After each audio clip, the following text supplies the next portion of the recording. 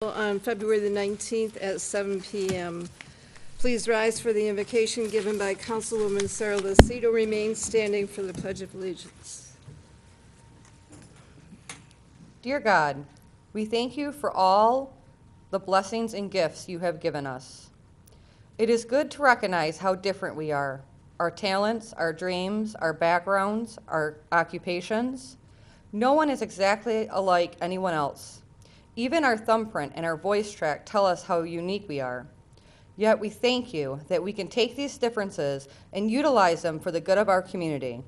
In our differences, we can think the same thoughts and move together forward to a common goal. We thank you for the individuality and also for our common bond that works toward the betterment of the city of East Point. It is in your name we pray. Amen. I pledge allegiance to the flag of the United States of America and to the republic for which it stands, one nation, under God, indivisible, with liberty and justice for all. Please call the roll.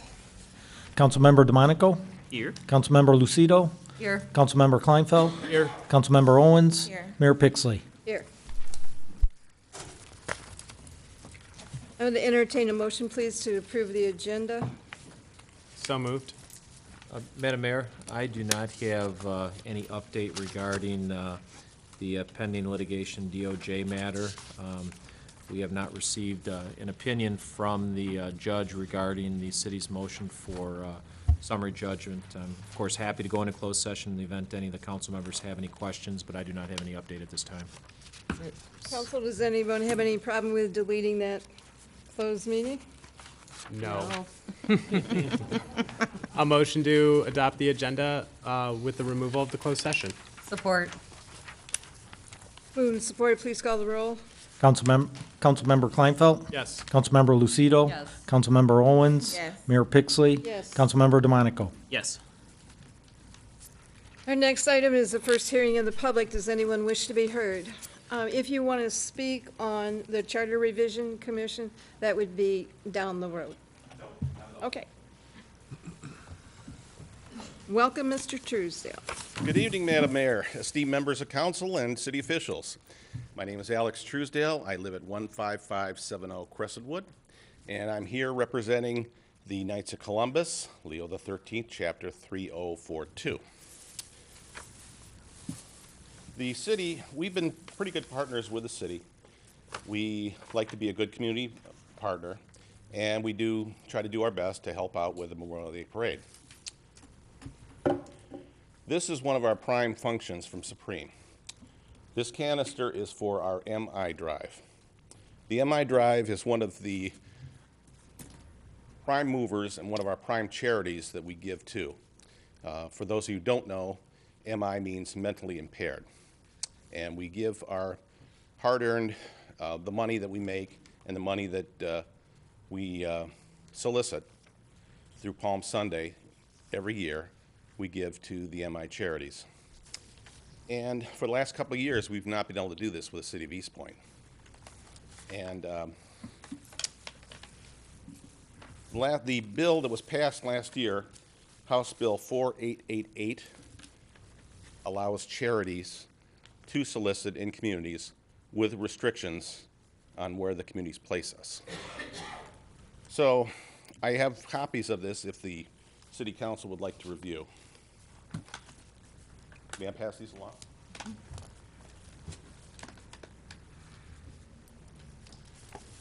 In short, what it stands for is that, we can't impede traffic in order to do that. That's the main thing. Number two is we have to be clearly identified. And this is what our volunteers do wear. They are clearly identified. 3, we are insured. We have to be by the state insured for over $500,000. We have a $1 million policy, so for anything that does happen. 3, we have to have our volunteers be over 18, and we do. Most of us have gray or silver hair. And that is primarily it. I mean, the main thing I want to know is, will the city comply with this law? That's number one. And if so, where will you put us? And in the past, I've sent a letter to the city manager, explaining the dates that we need and the corners we would like and the volunteers that will be out there. And I'm wondering if this will still stand this year. So I'd like to hear your comments on that when the council does comment. And I appreciate your time tonight. Thank you. Thank you, sir. Does anyone else wish to be heard?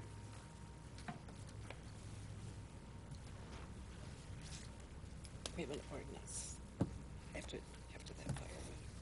Good evening, Madam Mayor, Council, Administration. Walter Kuyak, East Point resident. I'd like to direct this to Mr. Sabata. This is regarding that little talk we had. I don't know what you said or what you did, but the very next time the city came and plowed, they did the best job that I've ever seen, and I've been here 49 years. Okay? And I also want to thank the gentlemen who fix our sewers and our water breaks and water mains. I've had 2 of them happen on my street alone in the last month, and the water was only off 2 hours. They did a great job. Thank you. Thank you, sir. Anyone else wish to be heard at this time?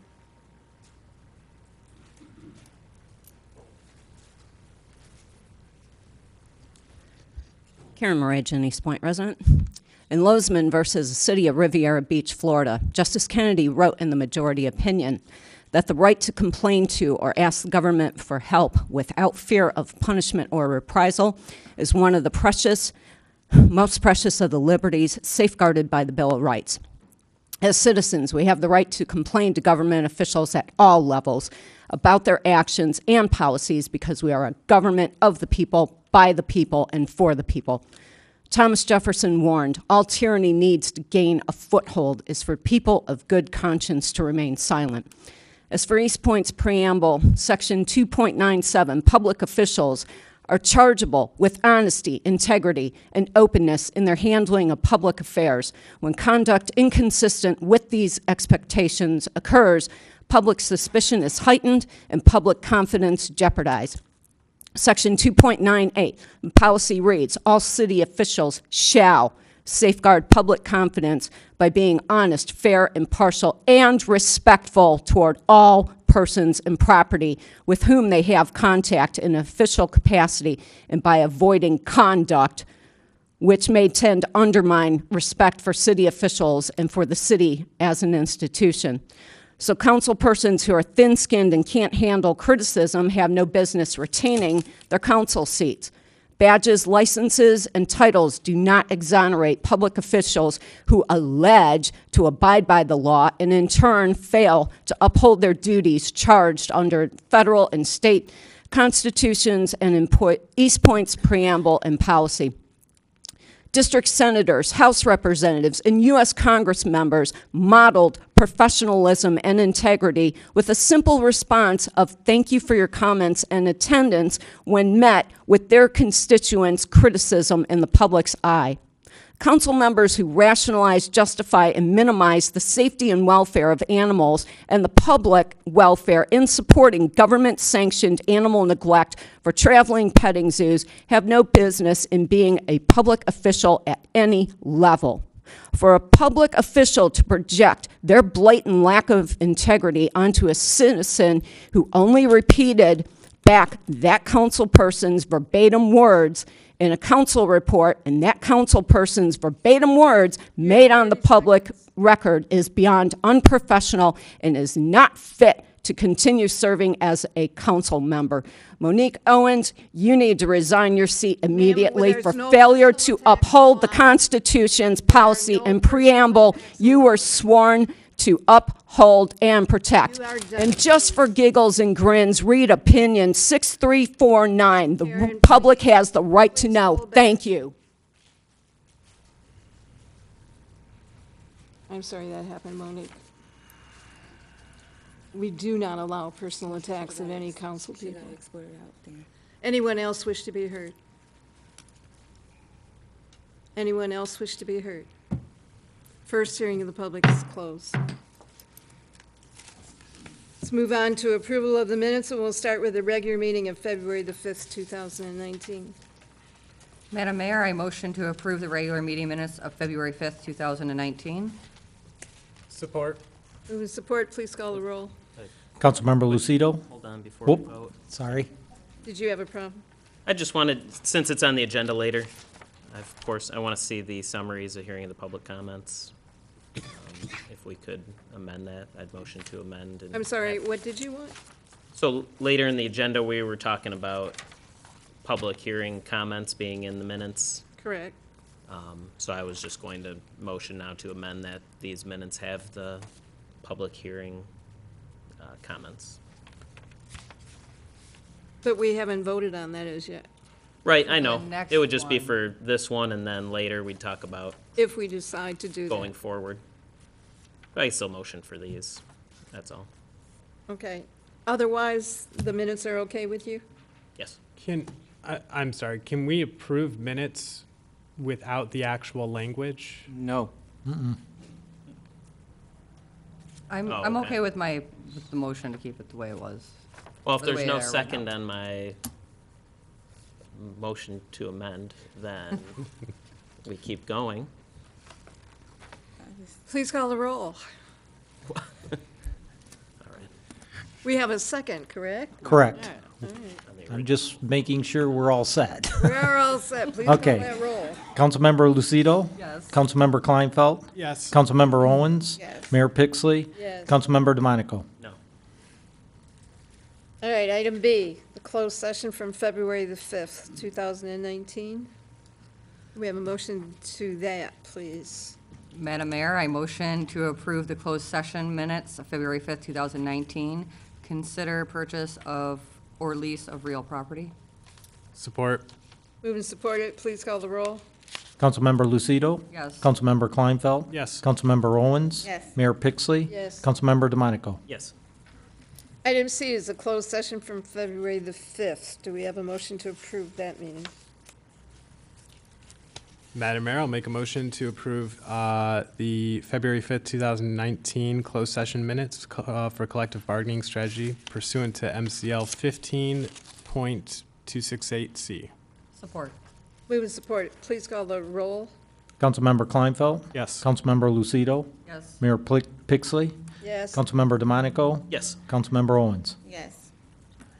Now we have the scheduled hearings, and this is related to the Charter Revision Commission, and this is just related to placing the question on the November ballot. And this is a hearing in which we asked for opinions from the public. It was published in the paper. Do we have anyone that would wish to speak on that? All right. Madam Mayor, if I may, our office did not receive any public comment. Okay, thank you. We'll move on to the next item, which is unfinished business, and the first one is 2019 CDBG allocations. Madam Mayor, if I may, we have a last-minute update. At 4:59 on Friday, the federal government announced changes to the low mod levels that affect the city of East Point. At the time the letter was written, I had been considering a recommendation of purchasing fire equipment as one of the options for this particular grant. At the time, which was before 4:59, the city was 2/100ths of a point below the threshold. However, because of the revision of the federal government, we are now above the threshold, and we are now able to purchase fire equipment for the city of East Point with CDBG funds. So my recommendation is actually to use the money for Roxana and Getz Park improvements. However, with the new information that was received earlier today, courtesy of the federal government, I'm actually changing my official recommendation to use the funds for fire equipment. The whole entire amount? That would be my recommendation, yes. However, I do realize that certain nonprofits have made requests. However, I'm not making any recommendations at this time on those. Those are up to council discretion. Were there suggestions? When does this have to be turned back into the county? We have a deadline this week, so council needs to vote on something today.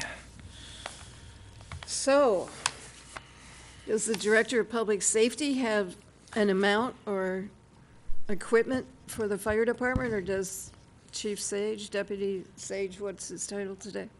Oh, we have a long list. No, we, I guess where we'll start is how much money would be allocated for equipment? What kind of dollar figure are we looking at, so we'd have a better idea what we can propose? The maximum is Did you say all of it, the 136? $136,746. Okay. That would be a dream to you guys in the fire. Yes, it would be. Not gonna buy a truck. No. Yeah, that would certainly cover all, a second set of turnout gear, brand-new turnout gear for the entire department. And also maybe new hose, fire hose. We're in desperate need of new fire hose. Aren't we required to turn in an application to the county before allocating the funds? I think so. Actually, council has to authorize the allocation, and then we submit the application to the county. I cannot submit an application without council authorization. So the first step was the public hearing, which we held at a previous meeting.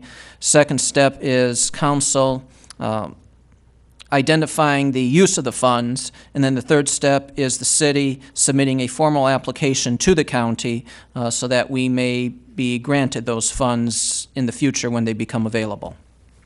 But we couldn't be able to get this now, though, because it's too late to turn it in. Because I think with my program, someone tried to get the CDBG funds for a nonprofit, and they said it was too late. So we might be able to approve it right now, but we can't probably apply it because it's too late.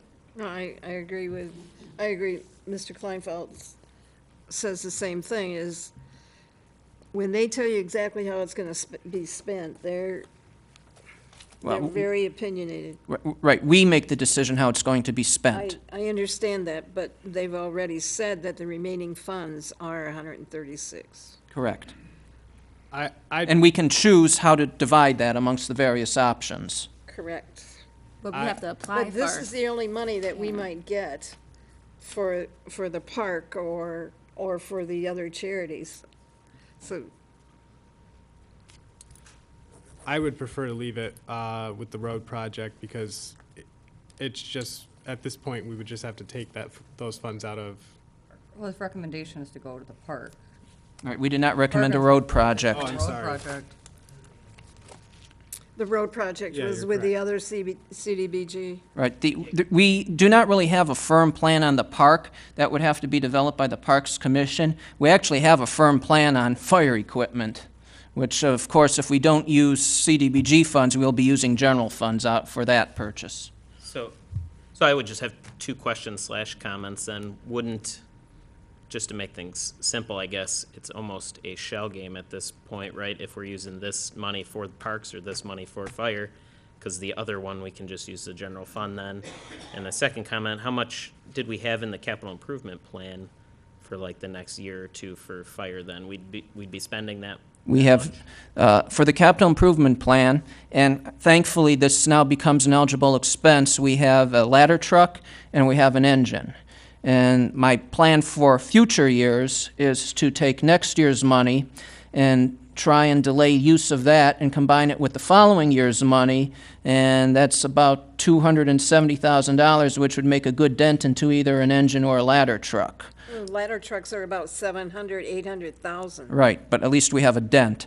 In terms of the capital improvement plan for parks, we have approximately $200,000 unallocated, because we don't have a recommendation yet from the Parks Commission as to what to do with that.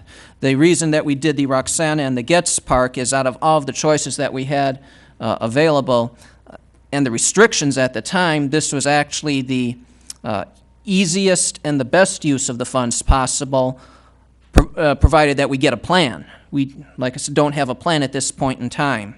Fire equipment, we have a plan and we have a need, which isn't in our budget. So approximately how much is the hose? Madam Mayor, we do have a listing for hose. It's about $16,000, $17,000 for what we have to replace. And it's hose from 1980. It's old, it's Well, gotta come out. I know. Yeah, it's old. Turnout gear'd probably run around, a second set for the whole department around 30 to 35,000. So if we could divide that total sum of 136. So I think if it's we a were safe to bet. allot half of that, If I were to give you a number sitting here right now, I'd say 60,000 would probably cover Both turnout sets. gear and the hose that we're gonna need. Is anyone interested in donating to some of the charities that came forward to us last week? Yeah, I was going to suggest, as I usually do, a little breakdown, as I have done in years past. So I could just pass that out. I'll announce it, I guess, in a minute when we get to that, but I figured we'd talk about this. Yeah, I other would thing first. mind having Monique. I'd like some suggestions if you usually do a breakdown for us. Here, if you want to pass. Oh. Or actually, what's the last sheet? Is the last sheet the same thing? I want to make sure I didn't pass something else down. Oh, Lord. They're all the same. Okay. Remembering, Carty, that CDBG is very emphatic this year that they want their funds to be distributed where they reach a largest amount of people, of residents. Sure. Yeah, I put that in, well, I guess should I just discuss this really quickly since so as I've done in years past, I just kind of broke down each of the applicants for the CDBG funds that we can give out. We can give about 23,000 to the philanthropies that are in the agenda packet. And I just kind of try to allocate them fairly as best as you can, because some ask for a very low amount, some ask for a high amount. And we've given a benefit to the folks that came to the hearing of the publics before. So with the amount we have, we can give full funding to the four that came: Care House, Macomb County Warming Center, Wigs for Kids Michigan, Turning Point, which is 9,000, 2,000, 1,000, and 5,000 respectively. And then I kind of arbitrarily, I want to say, because it's hard to come up with a hard and fast rule for the rest of them, to disperse the rest of the funds up to the amount that we can, just as a suggestion. If anyone had anything different, I just have created this as a suggestion before then. 500 for Helping Hands Gift, 1,000 for Interfaith Volunteer Caregivers, 3,000 for McRest. So I do see McCrest actually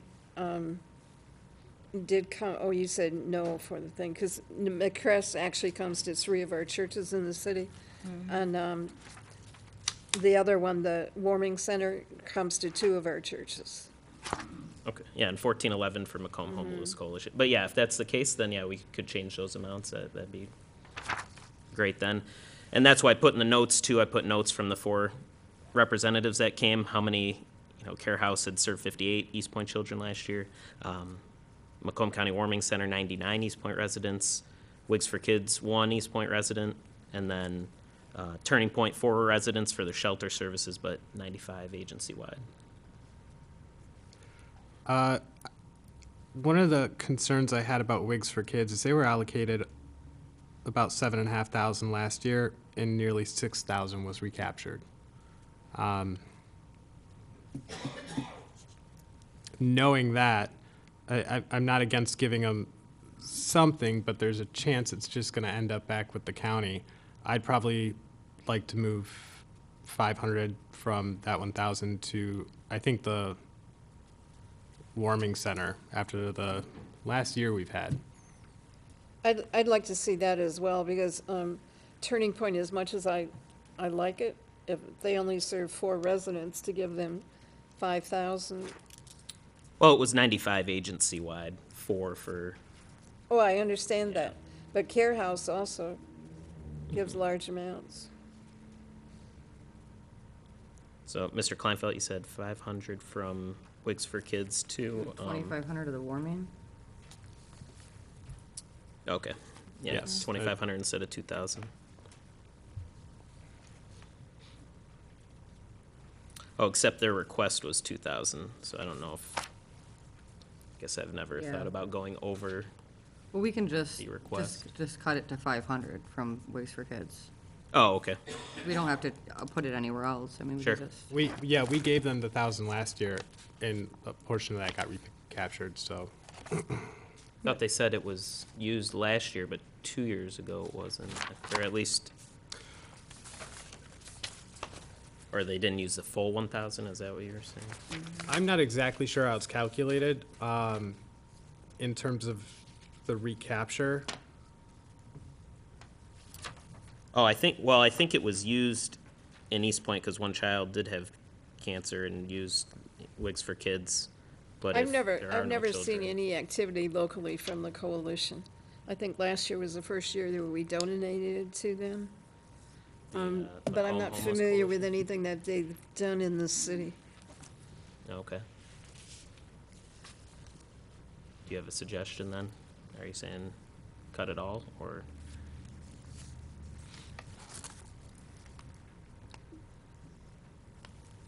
Want to give them 500 and use that 500 that we're taking from Macomb Homeless Coalition, and that 500 we're taking from Wigs for Kids, and put that $1,000 into the Macomb County Rotating Emergency Shelter, because they wanted 5,000. We only gave them 3. That bring it up to 4. Okay. McCrest is really active in our area. Yeah, I actually volunteer for Their McCrest. offices are in Roseville, but they take a lot of our East Point residents. I think, Well, it'll be more than. It'll be a little bit more than 1,000 though. You take away, we're gonna get them. Right. We Yeah. could just have it left over in the balance. We don't have to hit it on the head. All right, are you all up to date with all these figures? So what was, I What was think, that last one, that I- last recommendation well, Monique just made? see if everyone agrees. I had 9,000, then 500, then 1,000, then 2,000, 500 for Helping Hands? and then, Correct. yes. Who are they? Have they done anything locally? I'd have to review the application, but, 4,000, I was just gonna give the numbers that we had agreed to this point, I think, or talked about. 4,000 for McRest, 500 for Wigs for Kids, 5,000 for Turning Point, and 500 for Macomb Homeless Coalition. I think that's what we discussed. Says Helping Hands helped 14 people in East Point. Okay.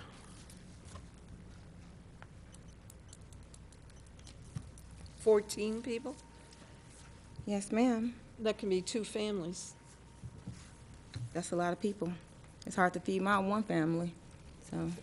For 500?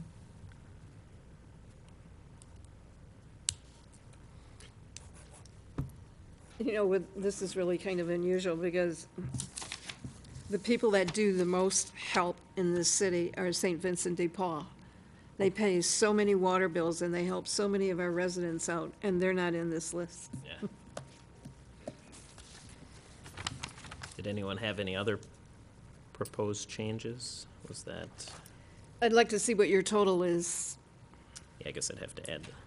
Madam Mayor, what I see is $911 that's left over from what the original list was proposed, plus the 176. So we'll just transfer that. Yeah, which is fine. We don't have to hit 0. Right. That's- All right, what are we going to, what's the remainder of that we can split with, for the park improvements or the fire department? So, I think, well, we would just add $911 to the 136. is administration considering, Yeah, it's an additional $1,087. is administration considering delaying or not doing the park improvements? Administration didn't have a plan for park improvements at this time. It was something that we put in there when all of our other ideas sort of were shot down by federal regulations, which obviously changed after this recommendation was submitted to City Council. We found out about the change later on today. We had the Roxana Park. Now, would be Phase 2 of Roxana Park with the 2019. And under CDBG regulations, if we do anything with the parks, there will be some general fund money that will be required to be expended because we are not permitted to use CDBG funds for the engineering. So if we do commit CDBG funds, there's additional money coming out of the city funds one way or the other. But we have committed money to the Roxana Park already, correct? Correct. That was the money from, I'm going to call that 2018 money. Is there any other parks that we could use this money for besides these two? Because we're already putting money into Roxana. Unfortunately, even though we did have this change in regulations, Roxana and Getz are the only two parks that are specifically authorized at this time that we are aware of. Granted, we know there are several other parks in the city. The big parks are off the table. Whether some of the smaller ones fall into the neighborhoods, we just didn't have time to go through everything. But we did confirm that these two parks are still eligible in eligible areas.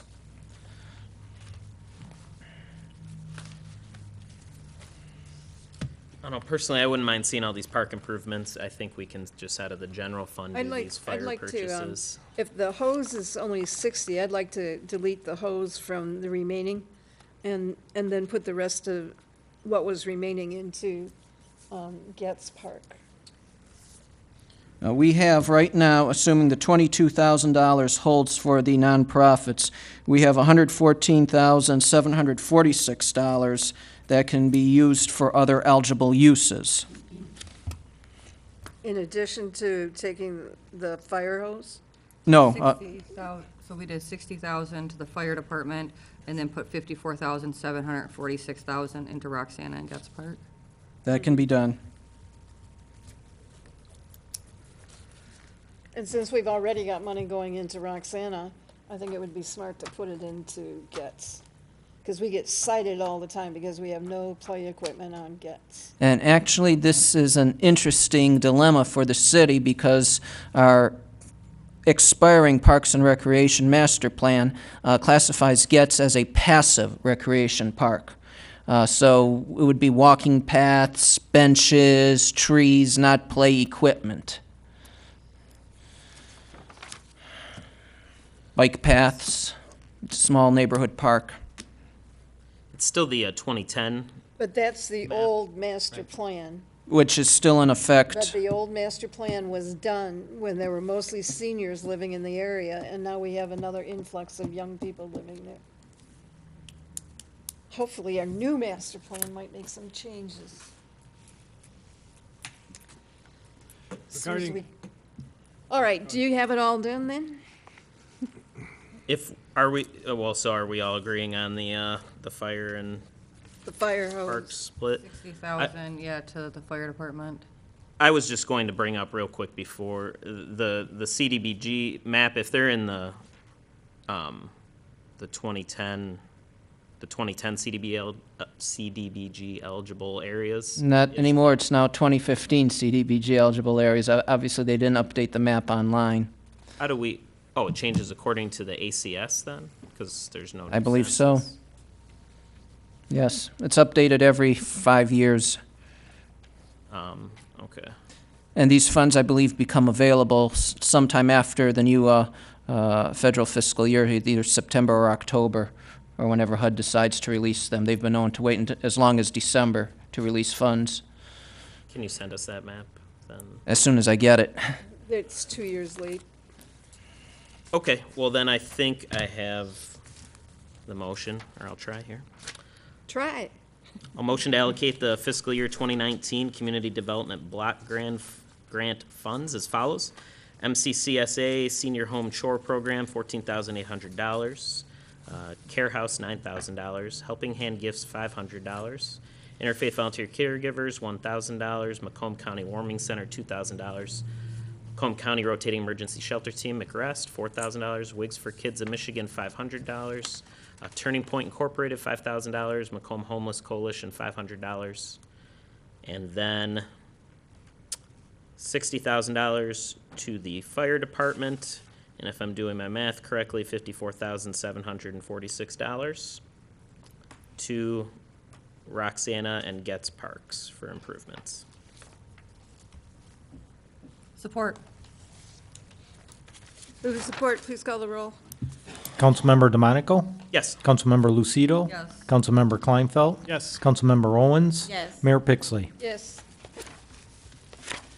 Our next item is structural changes to enhance financial controls. All right, that'd be me, Madam Mayor, then. Just what I was suggesting last time, if the rest of council is interested in the changes we discussed before, plus my minor changes in the email that's now in the packet, I'd just ask that we motion to direct the city attorney to create an ordinance to amend our purchasing ordinance. Do we have a motion? Sure, I'll make a motion just to put it on the table then. Madam Mayor, I'll motion then that we direct the city attorney to put an ordinance amendment together according to the changes in the packet here. It's regarding the purchasing ordinance about the amount of money, well, which would stay the same, projects coming before city council for 10 days before submitting for public bid, couple minor changes in how emergencies work, et cetera. Do we have support?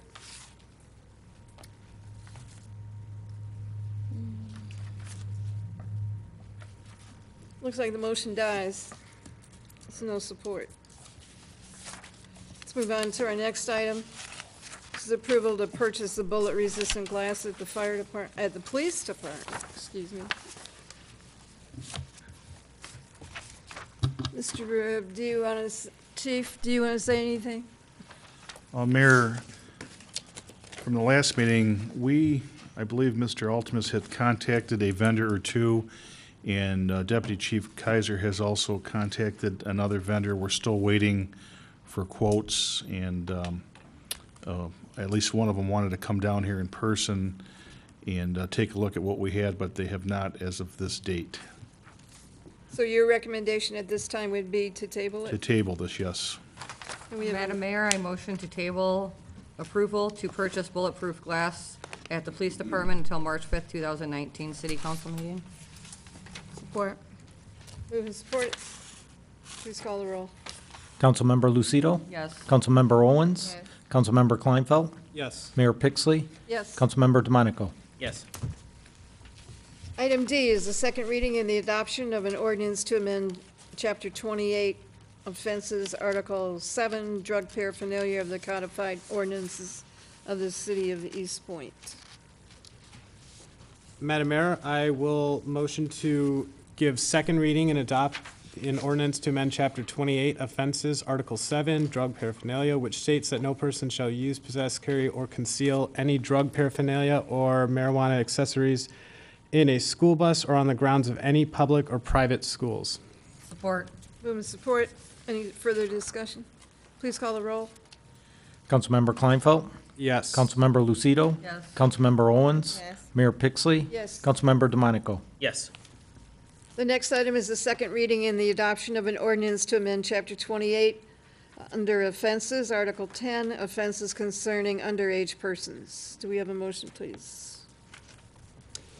Madam Mayor, I'll make a motion to adopt an ordinance to amend Chapter 28, Article 10, offenses concerning underage persons, which would prohibit persons under the age of 18 from possessing and using tobacco products and vapor products, and prohibit the sale of tobacco products and vapor products to persons under the age of 18.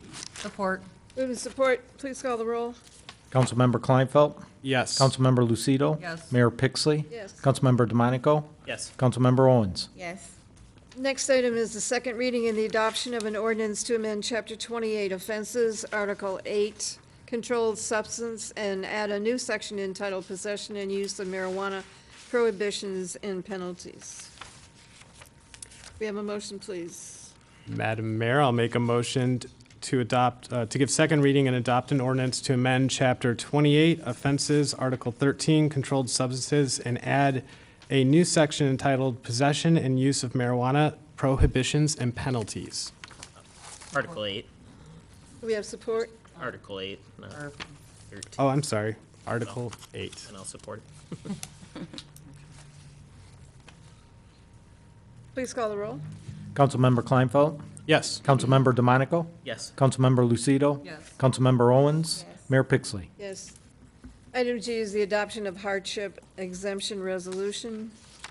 Do we have a motion for that, please?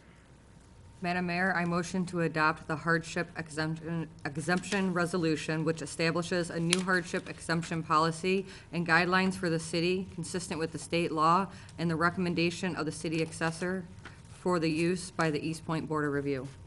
Support. Move and support. Please Can call we the roll. Can we summarize this? I'm sorry?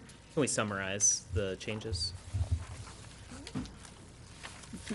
Honorable Council, the main change that will happen is that rather than having a strict dollar amount that will apply to everyone, the asset test is now going to be based on essentially a percentage of your property tax bill. We in administration believe this is much fairer way of applying this type of policy across the board than having this flat dollar amount. I had a question on that. I was talking to the assessor today about that, with the homestead tax that they get, the $1,200, that they supposed to use that money to pay the city to use this program, but not all the time, once they get the money, they give us that $1,200. So is there something that we can do as far as if they don't comply with the terms and conditions that they can be cut off of this program? Actually, we had a situation go up to the tax tribunal, and the tax tribunal ruled in favor of the city, and the property owner was ordered, actually the city was ordered to place that money on the tax roll, and the property owner was ordered to pay. Failure to pay would result in forfeiture of the property. Okay. And so with this first change, because I'm just looking at it as there's two changes other than the table numbers. If, for example, someone's property tax assessment's $1,000, this 10 times, would it essentially be equal to what it is now? And which I'm pretty sure everyone's is more than that, probably. If it's more than that, then that number will be higher, which of course then, just to make sure I'm understanding this properly, would include more folks that would be able to apply for hardship, correct? In theory, yes. If there's anyone between 10,000 and 20. that amount, or, yes.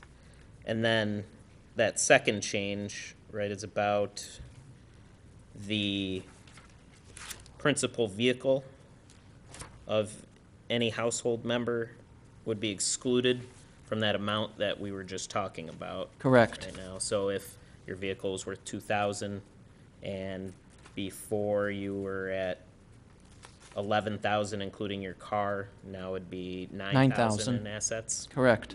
So then this would increase the amount of folks that could equal or more amount of folks would be able to apply for hardship exemption. Okay.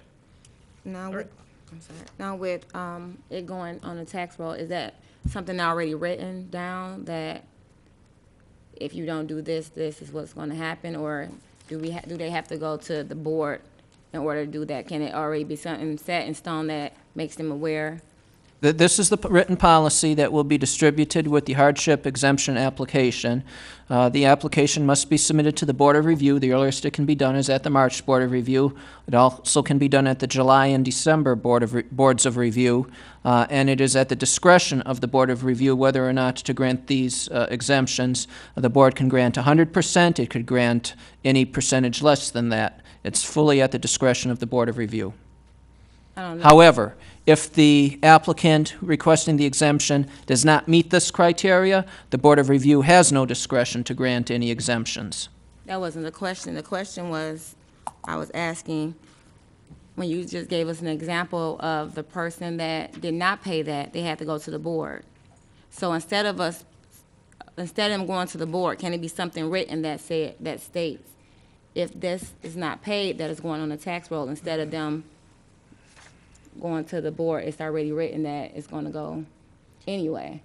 That's the law, and the prior year applicant had contested the application of the law and took it to the state tax tribunal, and the tribunal essentially upheld the law.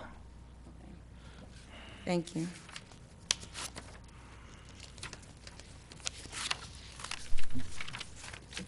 So we have a motion and support. Yes, ma'am. correct? Yes. Please call the roll. Councilmember Lucido? Yes. Councilmember Kleinfeld? Yes. Councilmember Owens? Yes. Mayor Pixley? Yes. Councilmember DeMonico? Yes. We'll move on to reports from administration. We'll start with our city manager, Mr. Spoda. Madam Mayor, in light of the long agenda, I literally have a very short report. First, a couple of announcements. On Tuesday, March the 5th, the Macomb Community Action will be holding a community outreach event to help with housing rehab, weatherization, home accessibility modifications, senior services, Macomb Food Program, Head Start, transportation, utility, and rent assistance. And that will be Tuesday, March the 5th, from 8:30 to 4 o'clock here at East Point City Hall. So feel free to stop in and talk to the people that will be here. Coming up in April, the Green Macomb Tree and Plant Sale will be held. Pre-orders are due by April the 4th. Prices range from $5 to $20. Pre-order pickup dates are Friday, April 26th and Saturday, April 27th. Visit green.macombgov.org for more information. And there you will have a variety of trees, shrubs, and plants. A few other announcements. The Civil Service Commission will meet Monday, March the 4th at 5 o'clock p.m. The Beautification Commission will meet on Thursday, February 28th at 7 o'clock p.m. We do have one vacancy on the Beautification Commission. We still have one vacancy on the Zoning Board of Appeals. We learned that a member of the Civil Service Commission who is appointed by the Commission has asked not to be reappointed, so the Civil Service Commission is actively searching for a replacement. That term becomes effective April 15th or 16th of 2019. And we still have a vacancy on the Local Officers Compensation Commission. The last day that the city can physically accept property tax payments is Thursday, February 28th. All payments must be received by the treasurer by close of business at 4:30 p.m. In other words, we cannot accept postmarks. It can't be put in the drop box at 4:31. We need it at 4:30 p.m. All unpaid taxes will be turned over to the county treasurer for collection. I have been advised that beginning March the 1st, DTE Energy will be trimming trees in an area generally described as being north of 9 Mile Road and west of Kelly Road. A map has been posted on the city's Facebook page, on the city's website, and also on the cable TV station, and individual property owners will be notified. And finally, I've had an opportunity now with the bringing on of our new Deputy Finance Director to get a little better handle of where we are with the general fund budget. And I have to look at it from different perspective. And the perspective that I'm looking at it from right now is the city adopted the general fund budget with the use of about $800 and some thousand of fund balance. So when I'm doing my analysis, I'm looking at, well, are we going to need all that fund balance on that original budget adoption? And right now, the answer is no. Reason being, revenues are projected to be up $140,000 over projected budget. Most of that will be coming from increase on rate of return on investments. In terms of expenses, we will save about $125,000 from the court, and that's a result of the MIDC grant, which Council will be voting on for a budget amendment. The state will be providing funding, and that does away with about $125,000 of general fund subsidy. So that's a good thing. Depending on how many times Mr. Albright says that we don't need to go into closed session for the litigation, we look to be running at about a $60,000 savings on attorney fees. The finance department's at about a $40,000 savings. General City Hall maintenance is running at about a $70,000 savings. Police department is about $60,000 savings. However, Parks is over budget by $60,000, so we're at a wash there. Building department's running at about $50,000 under budget. And when I'm looking at this, I'm only looking at professional services and salaries. It's too difficult right now to make a good call on health insurance expenses. We appear to be fairly well under budget, Mr. Blum. However, we're only halfway through the year, and we'll get a better idea when the third quarter comes around if that trend continues. So overall, I'm saying we're looking at about $500,000 to the good, and it could be better or worse depending on health insurance. So I think it's a fairly good proposal. I think it was yesterday, I was finally able to massage the general ledger software to start beginning to organize expenditure financial reports in the manner that the city council adopts the budget. And as we are catching up on our bank reconciliations, we should actually be able to start supplying council with actual budget to actual reports based on the manner that which the budget was adopted. And that really concludes my report. Thank you. I'll take any questions if anyone has any. Anyone? Sure. Oh, go ahead, Mr. Clayfeld. Thanks. I had a question on a matter in your one of your weekly reports. The background checks that you plan on contracting for, were those background checks we typically did ourselves in the past? No, actually, in some cases, we didn't perform any background checks on certain employee classes, and the other ones for the, let's say, the public safety and department heads, that's the level that has been performed by this particular company. I do believe that if we bring in our own dedicated personnel director, that person will be able to start conducting checks on their own. However, we'll have to see how that goes. So we may be able to get some budget savings there, but like I said, there were some employees that we're bringing on that we're not doing any background checks on, and I can't let that go for liability purposes. So are you going back and doing background checks on existing employees? No, these will be on new hires only. Okay. Unless something comes up with an existing employee, then we have an obligation to investigate, but I have no intentions on doing background checks on existing employees. First question was just about the minutes and agendas. I think we discussed by the end of January. I was just curious what the status was of those. I took a quick look through, but on the website, sorry, the minutes and agendas for all the boards and commissions. We're slowly getting up to pace on that. It isn't as easy as I thought it would be. I think I've done a fairly good job of getting agendas and minutes on there. I know I'm still missing a few boards and commissions. As I'm thinking about it, I have to consider how I'm going to do the civil service packets, because actually there is some information in terms of employee disciplinary action where the employee does have the right to request that be reviewed in closed session. If not, it is a matter on the public agenda. I don't really know if the employee is aware that this has been going to the Civil Service Commission, so I need to establish a procedure to at least inform the employee that your disciplinary action is a matter of public agenda. Do you wish it to be discussed in closed session? If not, it will remain on the public agenda. So that's the Board or Commission that I really have the most difficulty with. Then I think I noticed, there's a few commissions not listed on there at all then. We're planning on adding those, like housing and library. Right. I believe Ms. Lintz was looking at adding something, a category for one of the existing boards and commissions, and I don't know if that was successful. If it was, then obviously we'll be able to add all the others to that particular screen. If not, we either have to call the company or we've put it on another place on the website. Okay. Yeah, just because we did receive minutes before from like Cerise and stuff, but it'd be this thick. Be nice if it was just online and we weren't all printing 100 Yes. pages of minutes. That's so. actually my goal, to not only to save the trees, but to save some money as well. Okay. And then, I did have one other question. Can we get a summary of we've been doing like the one-page summaries of projects on the Greenbrier pump station, because I saw that there was a bill that still came in that seemed surprising. I don't know if I forgot like a detail about it, but just the same summary that we've done on other projects about how much we approved and what it cost and all that. Usually we receive those summaries when the project is completed. If for some reason it appears that the project is going over budget, I have full confidence that I will be made aware of that, and council, of course, will be made aware of that, because you can't spend money that you're not authorized to spend, and I have not seen any evidence that we're at that point yet. So it's not But in answer to complete? your question, I thought the Greenbrier pumping station, we did get the final report on that. Oh, okay. So then, but we still sent, still paid another, unless this was already included in the report, then I this think it was. is like $3,000 or something. We're just not paying until now.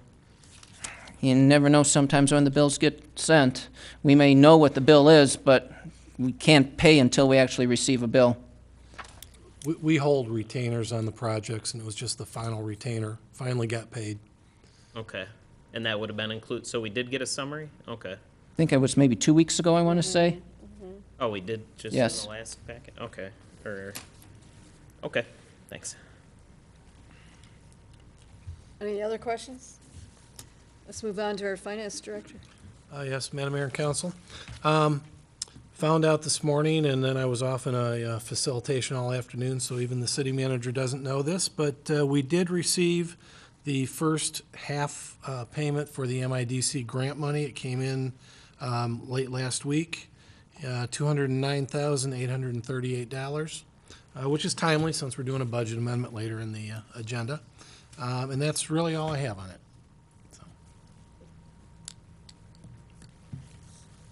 So were those the only amendments? Because usually when we get a report, it's a huge, long, multi-page. So why are we not getting that typical long page as well as the investment report? Well, in terms of budget amendments, Mayor, we're actually doing pretty good, so we do not require any budget amendments for the general fund.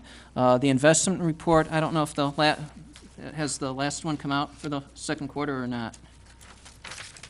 We haven't put one out there that we could. Okay. And why are we not doing budget amendments for the general fund? We have no need. We're staying under budget. So if we're under budget, we don't need to do an amendment. This is a good thing. I know it's a bit of a shock, but yes, we are under budget. Okay. Do you have anything else to add? Nope. Any questions? All right, let's move on to the city attorney, Mr. Albright. Thank you, Madam Mayor, members of council. Back on February 5th, Mr. Blum and I participated in a facilitation regarding a pending civil matter. That case will be requested to go into closed session at the next regularly scheduled council meeting. Mr. Blum and I also participated in another facilitation all afternoon today, and I will be providing an update along with Tim Frand regarding that matter. We essentially have reached a resolution on that case. And then just an update, yesterday I participated in 9 dangerous building hearings here at City Hall and another 9 dangerous building hearings this morning. So city administration has been keeping me very busy. And I'm happy to answer any questions that the council may have. Are you surviving? Yes. Are we planning on doing a closed session with Mr. Ferrand? Not on that case. The first matter, the first facilitation that we had, I'll be requesting a closed session on that case for the first meeting in March. At the end of our meeting? Yes. Okay. Yeah. At the end Mr. Fran won't be at that closed session. It'll just be Brandy and I. Okay, let's move on to new business. We are getting there.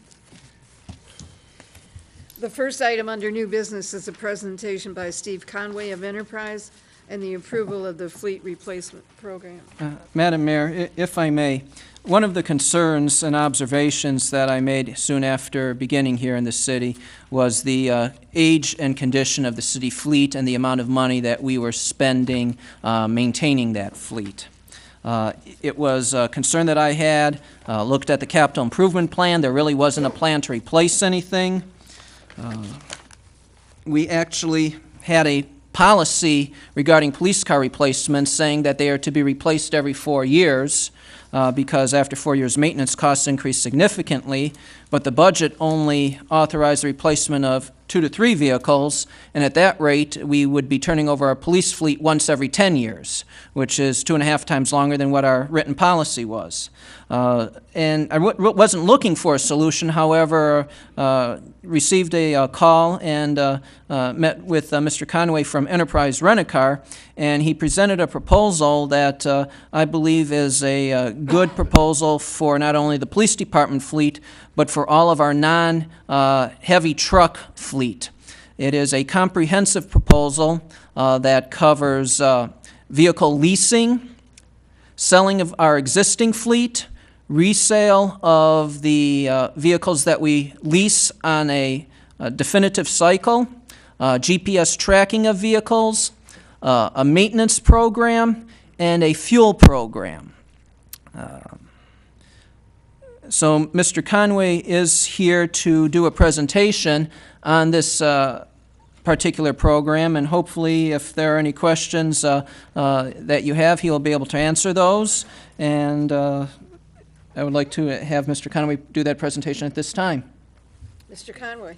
Thank you. Good evening. Let me first tell you a little bit about myself. I grew up at Deerfield and Grove over here, and my parents used to watch every city council meeting, and I would sit and watch with them. So I had some funny stories that I remember from those council meetings back then.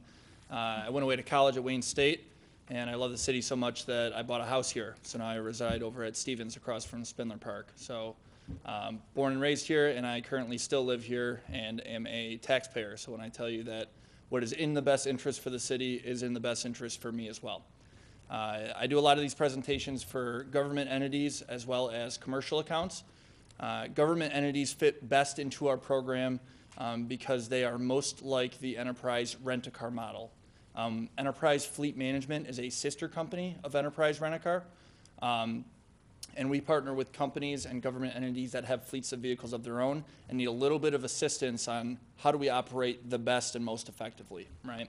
So the Enterprise Rent-A-Car model is buy at a really great price and sell at a really good time, and don't maintain your vehicles too much because the costs start to add up, right? Well, where government entities typically start off is they buy at a really great price because you guys get state bid. No one buys better than you. But you hold them for a really long time, and you don't get anything at the back end, and then you dump a ton of money into maintenance. Well, where we come in and we help out is we buy at the same price you guys are buying at today, except for we step in and we give you counsel on when you should be reselling your vehicle, and we actually resell them for you. And we use our resale channel to really hike that resale price up. Meanwhile, you're not maintaining that asset as much, right? So we look at your overall fleet budget between fuel consumption, maintenance budget, and vehicle acquisition, and then we target how do we use this most effectively to rotate your fleet better and keep your vehicles on the road, and really more importantly, how do we minimize this cost as much as possible? So if you want to slide over to the next slide, we partner with 25 to 30 government entities today. Before the end of our fiscal year in August, we're projected to have another 5 to 10 government entities that we're partnering with. And we all use typically the same model for everyone because you guys all buy at the same price, right? So what we do as a fleet management partner is we help you with acquisition, we finance, we write you guys a line of credit, a fuel program, a maintenance program, vehicle resale, aftermarket. We can organize all of the aftermarket for the police vehicles or the arrows on the Department of Public Works, whatever you guys have, snow plows, things of that nature. License, title, and registration work we handle on our end. If you guys have driver safety issues or have some type of drivers that are costing you a lot in repairs, we can aid and help out with that. Accident risk management, that's like insurance. If you're having insurance issues, you need to vet out and find out a better claims process. And then telematics, that's our GPS or our safety GPS. That'll tell you how long your vehicles are idling for, if your driver's driving without seatbelt, harsh braking, harsh accelerating, turning, stuff like that. So we partner. You don't have to fill all of these buckets to be a partner with us, but we want you to know that we can help you in any aspect of fleet management from a cradle to a grave perspective. Can I jump in real quick? Absolutely. If the financing part, we just be paying you a lease payment though, right? What did you mean by that? That's correct, yeah. So we actually write you guys a line of credit right to the city. So we set you up in accordance to your budget or what you're looking for. So I think year one, you'd be looking to replace 13 vehicles instead of your segmented 3. So instead of us just giving you unlimited vehicles, we write you for a line of credit of, usually it's about twice of what we plan that you'll need, and then we lease under that. So the line of credit really isn't as important for cities and municipalities as it is for commercial accounts. Okay. But we set it up a private line of credit to the city, and we actually go out and buy on your behalf from the manufacturer and then lease back to you. And in order to do that, we have to set it up a credit line. How do you handle all the equipment like in the police cars? Yeah, so we actually work right with the police department. We work with the city of Fraser, who does a lot of police vehicles with us. We work right with the police department, and every department's a little bit different and specific. So we help coordinating the logistics of getting it from the manufacturer at the dealership to the aftermarket, making sure the proper upfit is done, and then delivering it here road ready. And then that's when you guys are actually start the billing process for your vehicles. And so say we stopped leasing from you, you own all the vehicles, right? Because we're leasing? Yeah, so it's interesting how it works. So we lease it to you, and if you guys decide, you know, year 2, year 3, whatever, this program is not for us, you guys have options. You can either buy the vehicles out for whatever they're on the books for. You can continue to lease them until the term is up and have us resell them, or continue to lease them and then take over the title to the vehicle. So it's an open-end lease. It's not the traditional dealer lease that you're thinking of, where that's like a rental, you're just paying $200 a month and then I get so many miles. The type of lease that you guys are doing is called an open-end lease, which really means it's a finance, but it's not a finance to zero. It's a finance to a residual amount. So you're taking a $25,000 asset, pickup truck, and instead of writing that down to zero, you're financing that down to a reduced book value of $7,000, call it. So you're only financing that $13,000 or $12,000 delta, which keeps your payments small. But what that means is when we go out and we resell it, we sell it in 3, 4, 5 years for $15,000, the difference between that reduced book value and what we resell it for is all equity back to the city. And that's equity that you're not getting today from keeping your vehicle so long.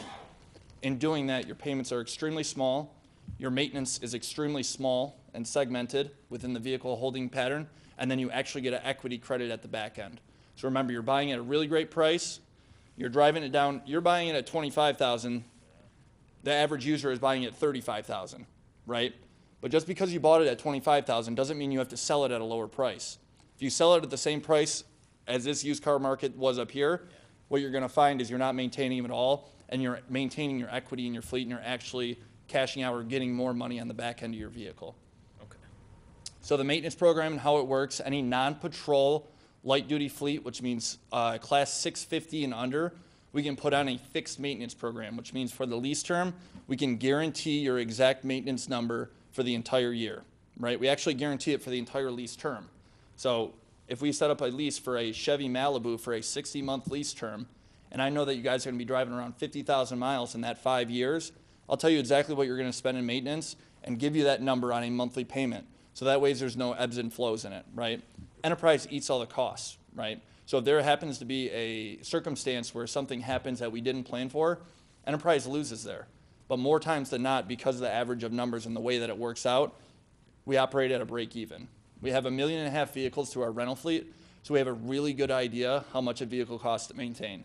Not only that, but we have pre-negotiated pricing that we already know we can pay that is now your pre-negotiated pricing.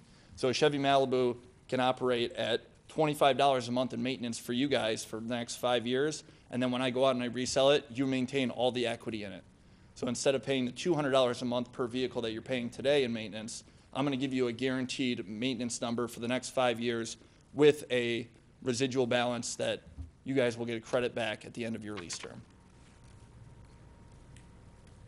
I know it's a lot. Yeah. I know it's a lot, and there's a lot of questions that go along with it. I know you were saying something about that you're doing us a service because you're maintaining it, but at the end of the day, they're still your cars until we buy them. So you're actually maintaining your car, So right? yes and no. So it's Okay. actually your guys' vehicle, right? You're leasing it though. So you're leasing it. So at the end of the day, we're maintaining the asset on your behalf, and you're paying us to do so, right?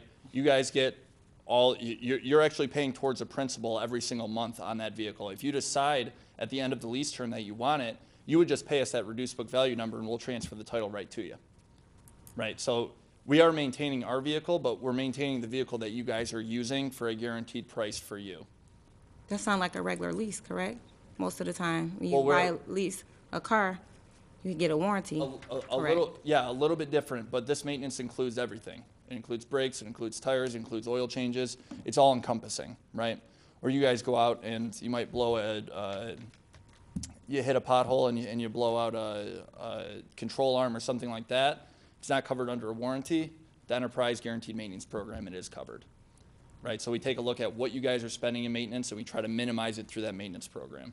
So what happens if we do go 20,000 miles in a year instead of 10? That's okay. So there's no over mileage penalties. So Okay. where you guys are tied in is at that reduced book value number. Where it all kind of makes sense is you guys are assigned an account manager. Your account manager sits down with your department heads 2, 3, 4 times a year and goes over your guys' mileage, where you're at a lease term. Sometimes you're going to drive a little bit more than expected. Sometimes you're going to drive a little bit less than expected. That's okay. There's no over mileage penalties with our leases. Because we're writing it down just to a value, typically what we see is your reduced book value is going to stay the same, but your equity will change a little bit. So if you go way more mileage than we thought, you might not be getting a $5,000 or $6,000 equity credit at the end. You might only be getting a $2,000 or $3,000 equity credit at the end, and that's okay. Any questions on maintenance or how it might work?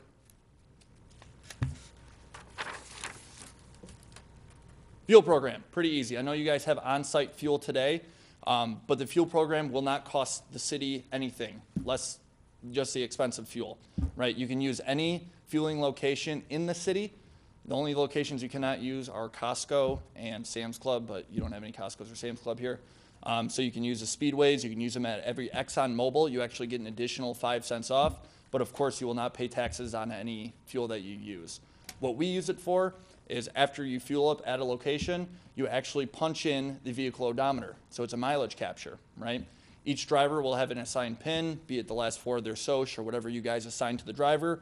So they say this vehicle was filled up by Joe Smith and it had 100,000 miles on it. This gives your account manager the information to bring to the table. If we're planning replacements for the next 12 months, these are the vehicles that we should plan for replacements. And this is the mileage point that they're at. This is the value in the market. This is what you could get for it.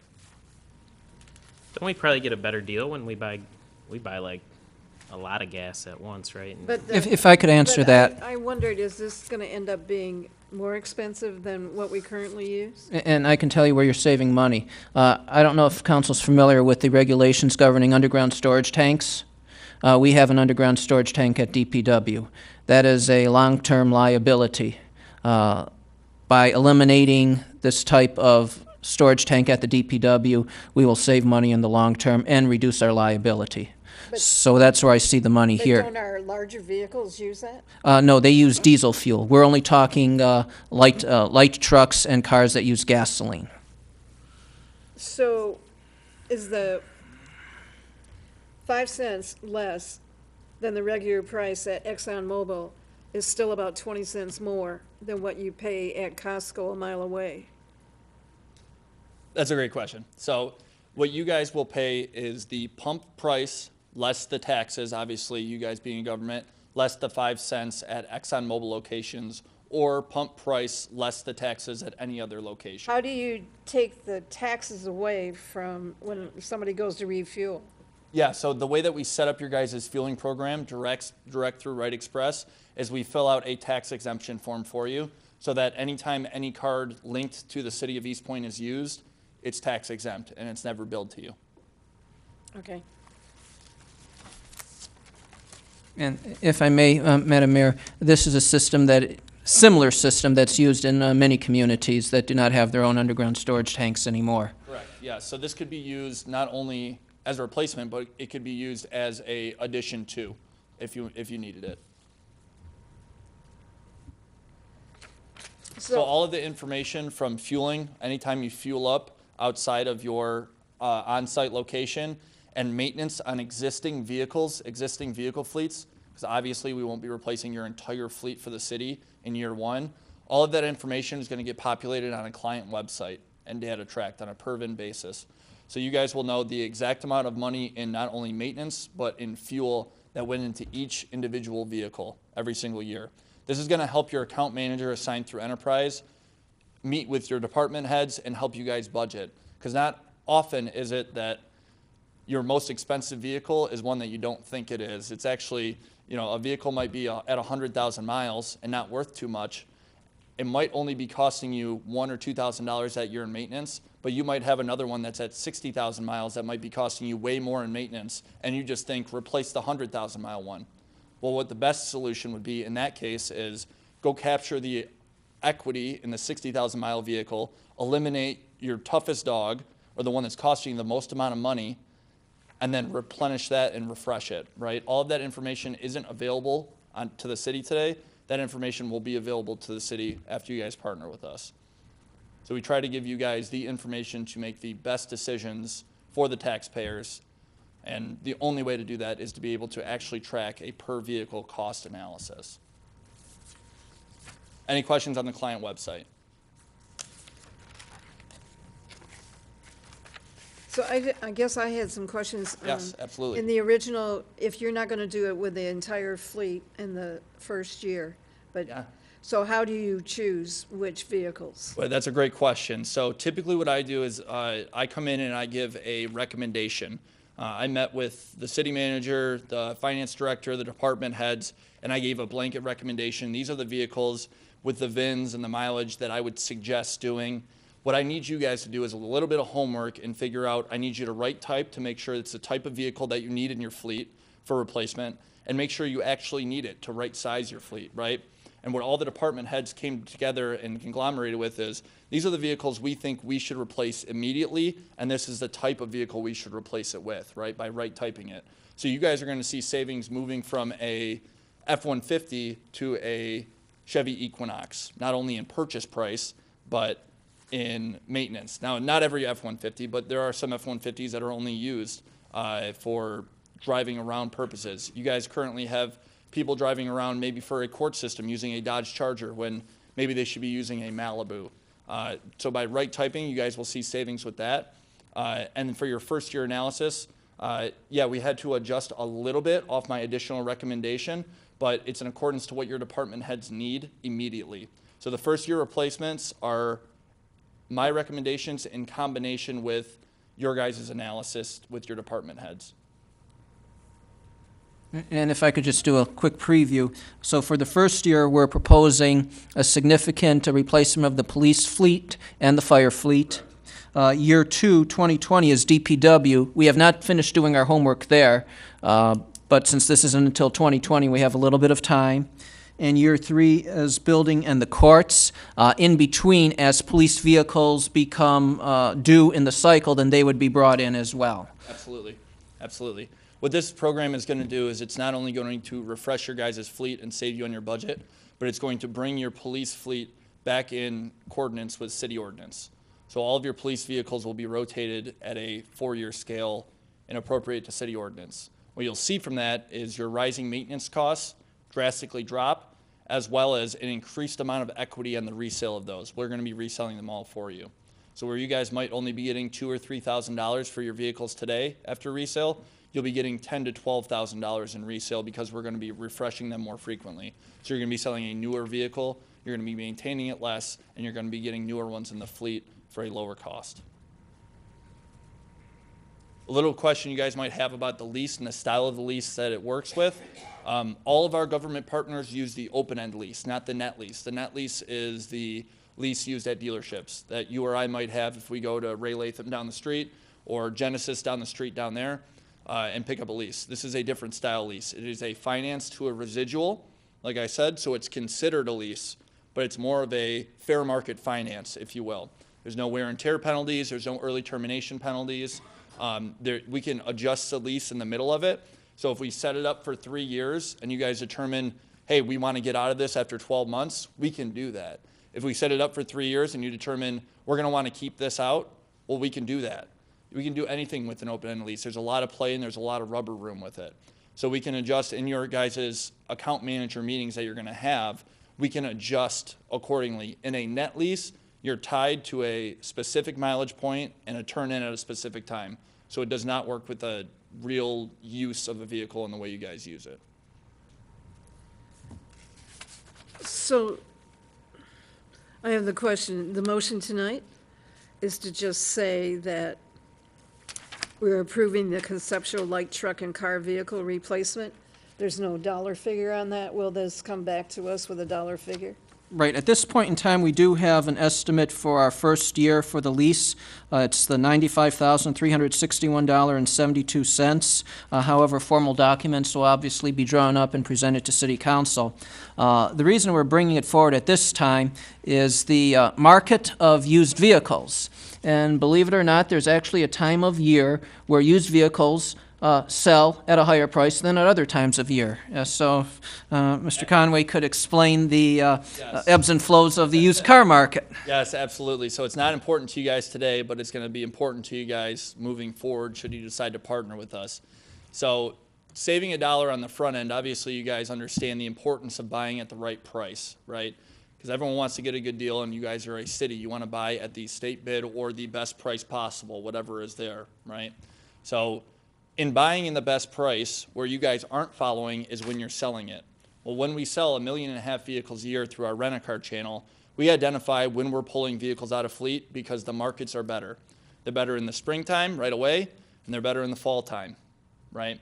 So those are the 2 times you want to sell vehicles, and it could make a difference of $1,200 to $2,000 per vehicle because that's when the markets are hot and selling. So you really want to sell in one of those 2 times. Well, if we're factory ordering our vehicles like we have to to get you guys the best price right from the manufacturer, in order to make sure that these vehicles are delivered in the fall market when we're pulling out your old fleet and reselling your old fleet, we have to move a little bit quickly with that, right? So we have to get these vehicles into the manufacturer. I wish I could, but I cannot go out and build a Ford Police Interceptor on my own. If you ask the chief of police, he'll tell you the same thing. These things take a while to get here. So in order to put you guys in the best position possible, we need to get the vehicle orders in sooner rather than later in order to hit that fall market, because we're going to be going out and selling 13 vehicles on your behalf. And in those 13 vehicles, if you can capture an additional $1,000, $2,000, that's all money back into the fleet budget for the city. So what the plan is to turn over, we're actually going to be turning over 14 vehicles, or no, it's 13. We're actually selling one on our own because we have a buyer for it.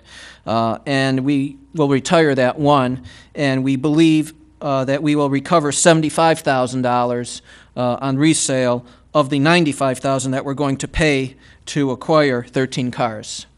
Keep in mind, our budget was $113,000, and we bought 2 vehicles. And here we're getting 13 vehicles for $95,000.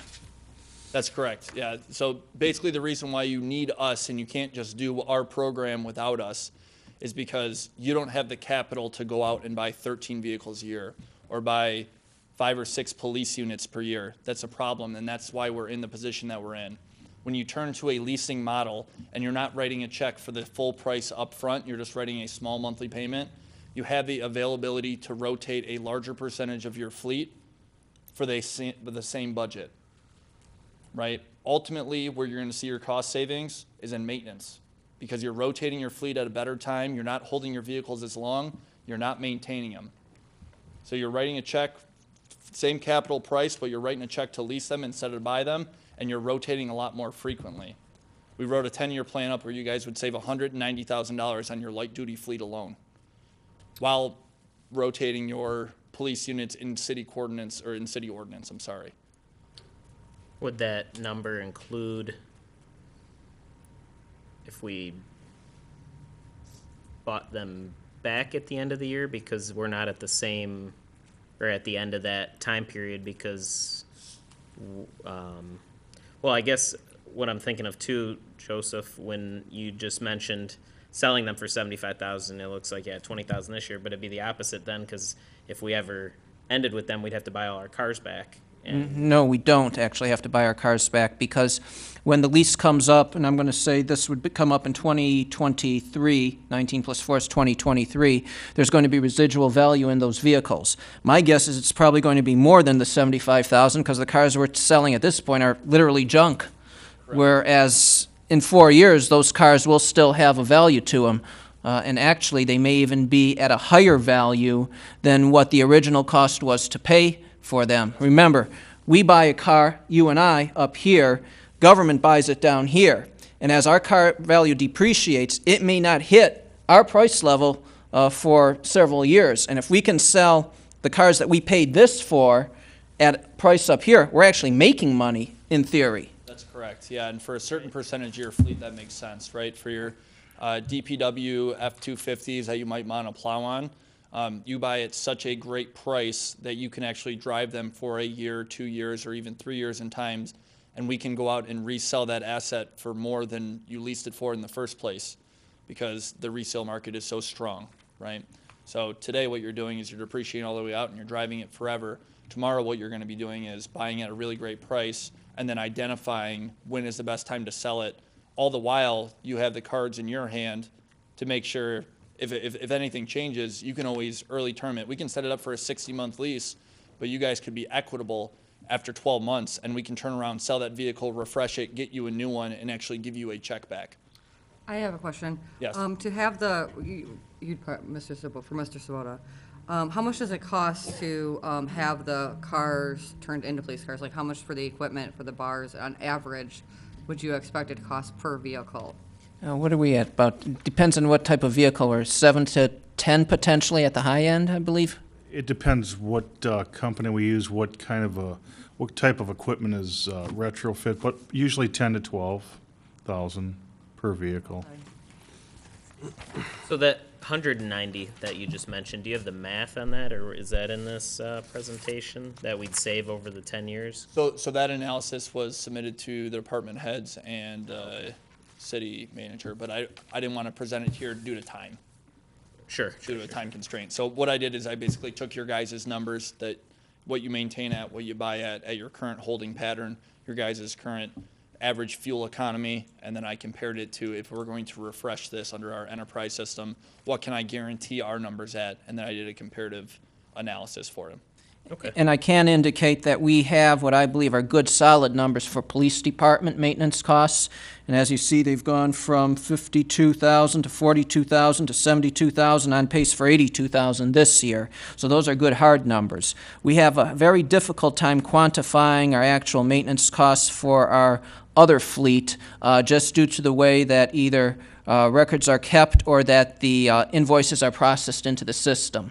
Whereas the police department charges everything to the police department's budget, fire department charges some things to the fire department budget, but a lot of the other fleets are charged to what's called the motor pool fund, and trying to pull out that data right now without having, I'm going to call it computer tracking, is extremely difficult. However, based on the vehicles that we have and the age and the mileage, Enterprise is able to identify what I believe is probably a conservative number as to what we're spending. And I would like to indicate that I also had Mr. Conway meet with our two mechanics so that they could become familiar with this. We will definitely still need our two mechanics. One thing that they will be able to do is during the middle of a blizzard, they will be able to concentrate on plows and not have to worry about getting fire trucks and building inspection cars back on the road. Police cars already are sent out to a private garage, and I believe some of the fire cars every once in a while go out there as well. So for the first year, you're not really going to see a change at our DPW garage. Second year, we're still looking as to what's the best way to manage the DPW fleet. Mr. Conway did indicate that the city could become a preferred vendor under the enterprise plan as well. So we could even select ourselves to do repair work instead of sending it out to a local repair shop like we do now. That's correct, yeah. So if you guys wanted to track, your mechanics wanted to track on their own the maintenance that they do on their light-duty fleet, all we would do is we would enroll you into our system, and they could then upload everything to that client website. So they would just log when they're doing vehicle repairs. I had a question now. Absolutely. I know, Mr. Sabota, you said that we pay lower because we're a city. So when we buy our vehicles, do we pay lesser than they do? Significantly. Correct, yeah. So why can't we buy our own vehicles and we set up a plan with you to do a maintenance plan for us? Because when we buy a vehicle, we are paying that full price up front. So as you know, in the budget this year, we had $113,000. We were able to buy 2 cars. For $95,000, we can get 13 cars. But we don't own any of them. Doesn't matter if we own them or not. The question is, how much money do you need to get the maximum number of vehicles? I'm not concerned about owning vehicles. I'm concerned about having the appropriate vehicles that we need on the street that are safe, having them properly maintained and turned over in a regular schedule so that the city is able to maximize use and also resale value. Which is the same thing I think all council wants. So, well, I guess my question is, you keep saying 95,000, but then we'd have to put another, 100,000 into turning them into police vehicles, so it's actually gonna be like more like $200,000. I think we're only doing 4 in this one. So if we're getting 75,000 on the back end from our resale, we're still making 35,000 on this. Yeah, so of the 13 slotted replacements for this year, there are going to be 4 of which are patrol units. The remainder will be non-patrol units, so the aftermarket will not be needed on those. So if you're operating at $10,000 in upfit times the 4 vehicles, that would be $40,000 in upfit. So, 7 of the police vehicles won't be patrol vehicles. Correct, that's correct. They're either unmarked or. So then how, so that way you have 11 down for this year. And we're not planning on replacing any more police vehicles in the next 5 years then? They will be rolled in as the 4-year cycle comes up. These are the only ones that are beyond the 4-year cycle. So every year we'll do like 4 more, is that what you're saying, or? Could be 1, it could be 2, it could be 3. Correct, just to follow the city's ordinance of keeping them all within the last 4 years, it just is at mercy of what the age of the vehicles are now. In order to get you to where you need to be right now, you need to replace 4. And actually, we needed to replace 6, but 2 are being replaced by the vehicles that we already purchased this year. Yeah. So in theory, we're replacing half of our marked fleet this particular year. What if a car is totaled in an accident? Yeah, it works the exact same as it would work as if I never even walked in this room. So we have the opportunity to go out and replace that vehicle for you, and we would use the same agents as you guys use today. If we can go out and find a dealer that actually has it on their lot that agrees to buy at your guys' price, we will replace it with that. Or if we have to go direct to manufacturer, unfortunately, there is a lead time associated with it. So it works the exact same. A lot of people get caught up in the lease and who owns it, but at the end of the day, it's a fair market finance. You guys are still driving these vehicles the exact same as you're driving them before. Nothing changes. We do police units with City of Fraser. We do police units with City Kalamazoo. We do police units with half of our government partners around the country. So we're familiar with the space. The way that we finance those is different than the way that we're going to finance a non-marked or someone that's going to be at a different mileage pattern, right? We're going to make sure you guys are at a non-risk position at the end. We'll finance them right down to 0, and anything we resell them for is going to be straight equity back in to help satisfy the new upfitting or to lower the lease payment. Mr. Sabota, these maintenance numbers on here includes the same maintenance items that Enterprise would cover. That's correct. So in the low year, it seemed like we actually were doing pretty well because it's $121 a month per vehicle for fiscal year 17. You know, that's like, what, $1,400 a year per vehicle. You know, there'll be some maintenance, right, that's gonna be $1,000 here or there, regular maintenance. Brakes are doesn't seem that high. You're making it sound like our maintenance is going way up. And for this year so far, the projected, is that more brakes, or, we're not talking unexpected repairs, then how would we know? It could be still 48,000 at the end of the year, essentially. Our fleet did have a little bit of a turnover when that 42,000 number came into effect. There was a small turnover over there. We haven't really done much since then, so that's why you have the escalating costs. I can step in and sort of add some assistance into that answer. Sure. What I believe you're looking at, just to make sure we're all on the same page, is the projections of the police fleet maintenance numbers of the last 3 years and projected for this. Is that correct? Yes. Yeah. So the way that you guys are budgeting to replace vehicles is at 2 a year. Currently, you guys have 29 vehicles in your police fleet, marked and unmarked, right? So if you're replacing 2 per year, that means you're keeping them at 10, 15 years, right? So if we're replacing our police fleet every 10 or 15 years and we're driving them 20,000 miles, we're replacing or scheduled to replace these if we're not increasing our budget at 200,000 miles. Right now we have police units that are on the road that are beyond where they should be. I will say that from a safety perspective for not only the officer but for our community. What I'm trying to do is get us back to where we need to be and replacing our vehicles every 4 years and before that 100,000 mile point.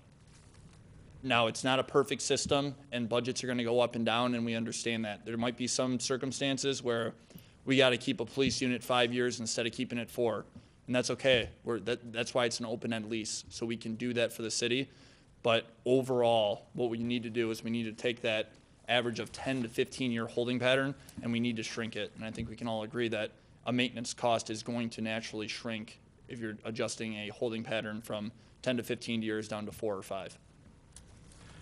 So I have a lot of questions I want to just kind of try to quickly get the Yes, answers to. First one's actually going to be for Joseph. This is the 4-year thing is just in the budget. Is that correct? That's correct. It is the budget, it's the policy in the budget, correct. Okay. So I believe after the ordinance, that's just informational. So we could change that, but it's not binding on Right, no, it's being in may have violation been a of any- misspoken, but it wasn't the ordinance. It was a policy that we have in our budget document. And specifically to Monique's question, because I was curious about the same thing too. The maintenance plan, I'm guessing you only offer that for like your leased vehicles. We could not have our own vehicles and ask to somehow get a maintenance plan from you. So we have 2 different maintenance plans. The answer is yes and no to you. We have 2 different maintenance plans. All non-patrol new lease vehicles will be under a full maintenance or a fixed price throughout the lease term. All patrol vehicles and existing vehicle fleet can go under maintenance management, which means we track the repair, we make sure it's done at the right time, and we make sure it's done at the right price, and that is uploaded on your client website. So we are able to put your entire fleet under a maintenance program day one for you and start tracking to make sure that you're paying really what needs to be paid for repairs. But only that's really only to transition into leasing the whole That's fleet. That's not like we could. That's correct. So because Enterprise can't guarantee the price of maintenance on an existing fleet because we don't know how you've repaired it in the past, we're not willing to take that risk. But because we're delivering a brand new vehicle and we have a great idea of the mileage pattern, then we're able to take a risk and to be able to tell you this is what you're going to pay for maintenance, and anything over top of that, we're going to bear the burden for you. What about if we wanted to remove the risk from you and just engage in like your statistical analysis? Yeah, so if you decided that you wanted to put everything under the maintenance management program instead of the fixed maintenance, you absolutely could do that. That would be an option for you. The advantage of putting things under the full maintenance or the fixed maintenance solution is I can guarantee your maintenance number, and eventually, once your entire fleet is under a lease program, I can tell you before the year even starts exactly what your maintenance is going to cost you that year. Okay. To the dollar. But our patrol cars aren't covered by it. That's correct. The patrol cars, because there's so many different driving patterns and the wear and tear on tires is different, we're not confident just yet in giving you a fixed maintenance on that. That'd just be the 4 then? More to The come. 13? That would be of the 4 in the initial, correct. For this year. Now, should you guys choose down the road that the fixed maintenance or the whatever, I think I have it locked in at $20 a month, isn't worth it, that's something that we can take off for future leases and take off of the lease that you have it on, should you choose you want to move it to maintenance management. It's not a locked-in program. It's just a way for us to guarantee your guys' maintenance number, and I can't sit here and tell you I can guarantee I lower your maintenance unless I could tell you what my maintenance would cost. And that's the way I can tell you that. I was just thinking, you fixing the cars, why we can't have you do the maintenance for us and sell them for us? You're gonna do it anyway. So do the maintenance for it. I'm going to be doing your maintenance and selling all of your vehicles. Yeah, I'm Correct. saying if we use our own cars and we do a program with the maintenance and we can give them to you to sell them as well. Can you do that? Sure. So if you do your own cars, meaning if you decide not to lease, continue your purchasing program and just move to us for maintenance and resale. So the way that Enterprise makes their money is the same way that a dealership or a financing company makes their money. We don't make any money in tracking your maintenance.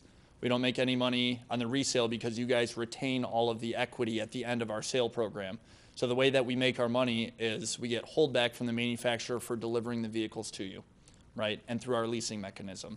So it wouldn't make business sense for Enterprise to do it, although as a taxpayer, I would love if we could, but that would still put us in the same position of we're only replacing 2 vehicles a year. We need to be replacing more because you would have to then buy those vehicles with cash, correct?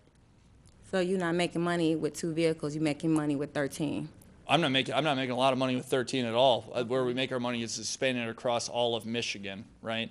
Funny enough that under the government entities, there's not a ton of profit margin for enterprise at all. But when you span it across all of the city of Detroit vehicles, all of the city of East Point vehicles, city of Fraser, city of Kalamazoo, Calhoun County, everyone all together, it makes business sense for us to write it. And your guys' customer service satisfaction score is the highest of any business segment that we have. The next question I had is actually for Mr. Blum. Would you be able to calculate how much we spent on fuel last year? Be able to, Yeah.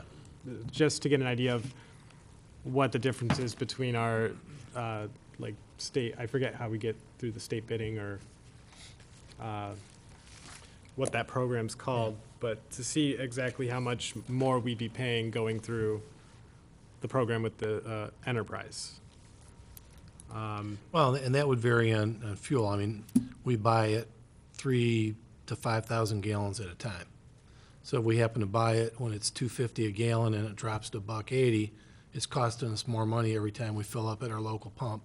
Vice versa, if we stocked up at $1.80 and it goes to $2.50, then the enterprise would cost us more because we're buying it at the current market. I can tell you how much we bought, how many gallons, what it cost. Whether it's going to be more or less than enterprise really depends on fuel prices and how they fluctuate. We would still be saving all the gas, or all the tax on the gas. Offhand, do you know how much the insurance or what it's gonna cost us, or how much money we would save by eliminating that tank? The specific dollar amount for the insurance is an extra. It's only about $1,200 a year for the liability insurance. The savings comes where we're actually at a point where we need to replace the tank and replace the pumps, and we had started to put that into the capital project. It was actually in there 2 years ago. For this year, it was taken out, but we need to dig that tank up. We know there's a leak on the outer, it's like a dual tank, and the outer part of it's already got a hole and starting to collect water. It will need to be replaced. And what's the value on that, do you think? The tank and the pump, we had originally put in, I believe, $150 in the capital plan to dig it out and replace it. And that's money we then wouldn't have to spend by going to the fuel program. We'd still have to dig it out, we just wouldn't have to replace it. Yeah, we absolutely want to dig it out to make sure there's no contaminant, but we wouldn't have to put a new tank in and replace it with pumps and everything. And I'm going to give you an old number, but I think it was about 5 to 10 years ago. It was in a city that did this, and I think it was $15,000 to remove the tank. And we did not go back to our own underground storage tank. Now, also for Mr. Blum, insurance-wise, do our options change because I don't know if we can insure vehicles that aren't owned by us? We can. Actually, MMRMA has no problem with it. They would treat it.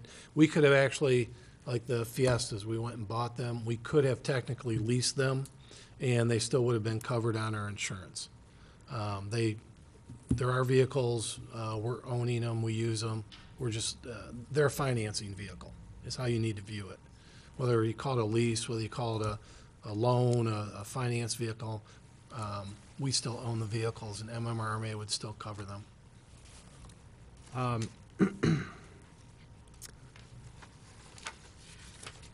Any further questions? Yeah, I think I have 2 left, sorry. Mr. Sabota, are there any union contract implications with this because we have mechanics in DPW? Right, and like I said, we did have Mr. Conway meet with the 2 union mechanics, and I met with the union mechanics in advance of this meeting, and I told them to please hit Mr. Conway with every single hard question that you possibly can. We have no intention of removing those positions. We still need the positions. They will still have work to do. Once again, the decision hasn't been made as to how we're going to handle the DPW light truck fleet. We still have a little bit of time left on that. My main concern was we need to get new police cars yesterday. So let's move on this. We actually had some DPW vehicles in this first year. I said, no, we're pulling back. I don't know what we need and what we don't need yet. We have a new DPW director hopefully coming on board within the next month or so, so that person will be able to help in that decision-making. However, I'm confident that there is not going to be any sort of a replacement of work that the mechanics are presently doing. In some cases, and I think there are on some days where we take them, for example, a building vehicle, and they can't get to it because they have to work on other vehicles that have a greater need for the city. Okay.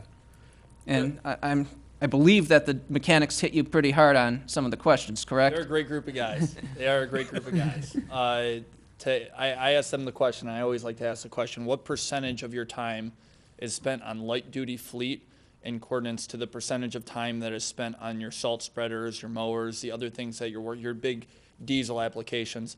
They said 80 to 90% of their time is spent on the things that I won't even be touching, right? 10% of their time is spent on actually updating and doing maintenance and repairs on their light-duty fleet. That is in part because the majority of the police fleet is outsourced already, so they don't have to do police fleet, right? And in part because they don't drive that many miles on the light-duty fleet. Their F-250s and plow trucks only go 5,000 or 6,000 miles a year. Well, manufacturer recommendation for an oil change is only 6,500 miles, so how much time are you really spending on that, right?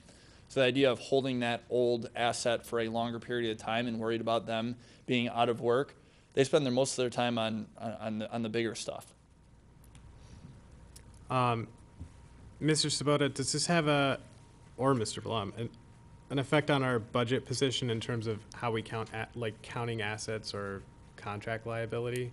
Actually, there has been a new change in GASB regarding the capitalization of capital leases. It will have some impact on our books from a total asset value standpoint. However, we will not really be booking depreciation per se. We will be booking the dollar value that is owed on the capital lease. So as that value goes down, which is theoretically a liability, our asset value will go up. Right now we book an asset and we write down depreciation.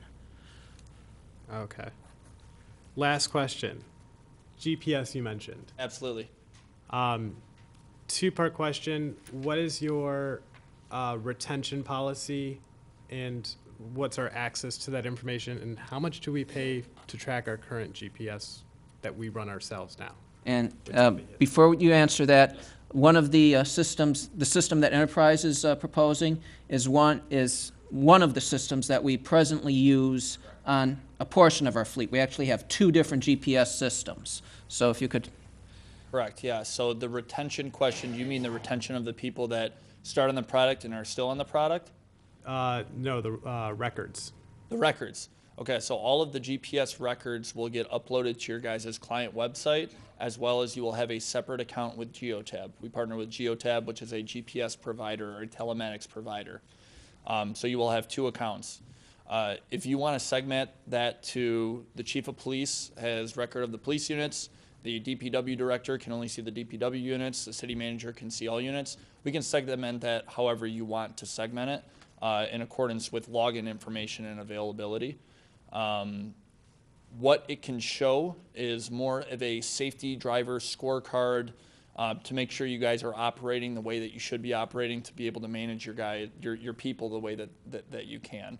I would absolutely love to bring in a Geotab rep with me. I can answer about enough to be dangerous on it, but I know that all the information that is pulled from that is uploaded on the same portal that your maintenance and your fueling information will be put on there, right?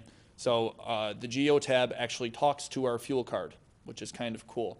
So if you have a unit that's getting fueled up at 2 o'clock in the afternoon with your fuel card for that unit, and your GPS is not reading that fuel is going into that vehicle, right, you're going to get a exception report, right? Or if an oil change is saying being done on a specific unit at a certain time, and the Geotab didn't read that an oil change was done, because it reads through the computer, and a exception report will populate on that same portal, a one-stop shop for you, if you will, for your guys' data warehousing, as well as your consistent mileage. You get updated mileage every 24 hours, which helps you to know where your guys' vehicle mileage is at, and it helps us in our analysis, our cost breakdown, and our equity analysis to give you fleet recommendation replacements. Were you wondering how long that data was saved, like retention, like Accessible. Yeah. like far back can if you we were access with that? you 10 years, we'll be able to see today's so data. It Doesn't goes drop back. off. The data warehouse doesn't drop off after 60 days or anything like that.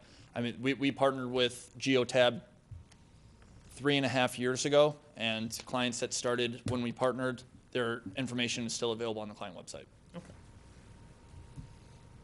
As far as the current cost, our current Geotab system, which does not have the web access or any of that, is costing $25 per month per vehicle. The Verizon network fleet, which we have moved some of the vehicles to, is costing us $18 per month per vehicle. And I believe, if I remember correctly, their version of Geotab is $18 per month per 17. vehicle. 17, Correct. okay. The actual So even a buck application- cheaper. Yeah. The actual application is $50 per unit, one-time cost. After they're installed, it is then $17 a month for the service and reporting. And we get additional reporting information that we do not obtain with any of our present 2 GPS systems. I have not analyzed your current GPS systems, but you do get the updated reporting, correct? I can tell you, we are not tracking our maintenance or our fuel. Any of that, right? Okay.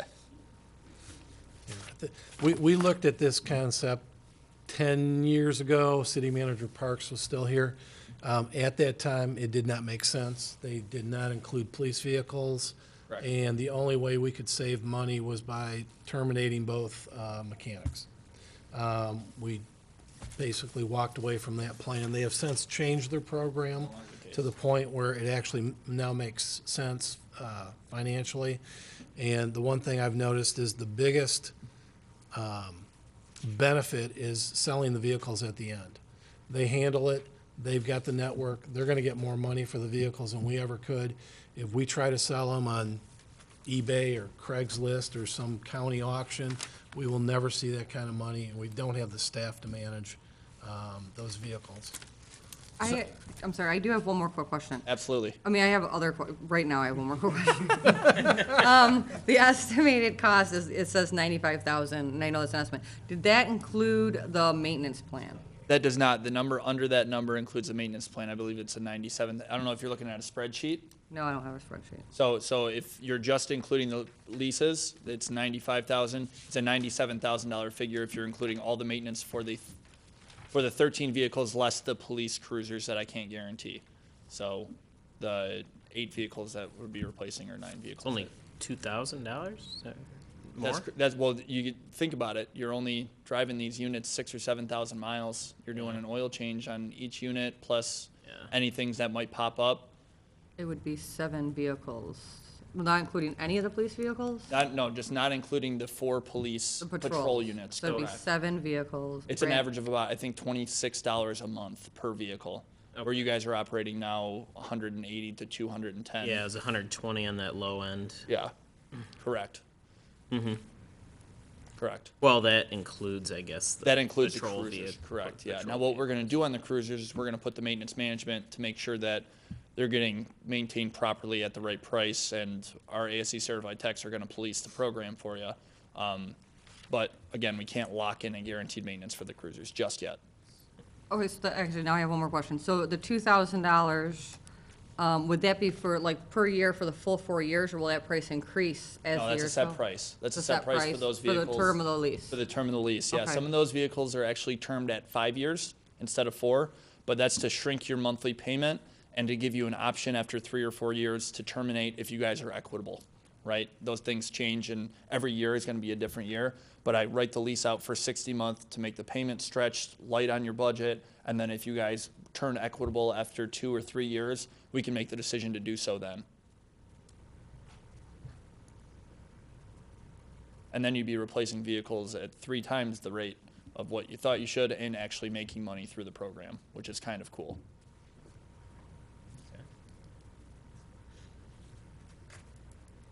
It's a lot of information, huh?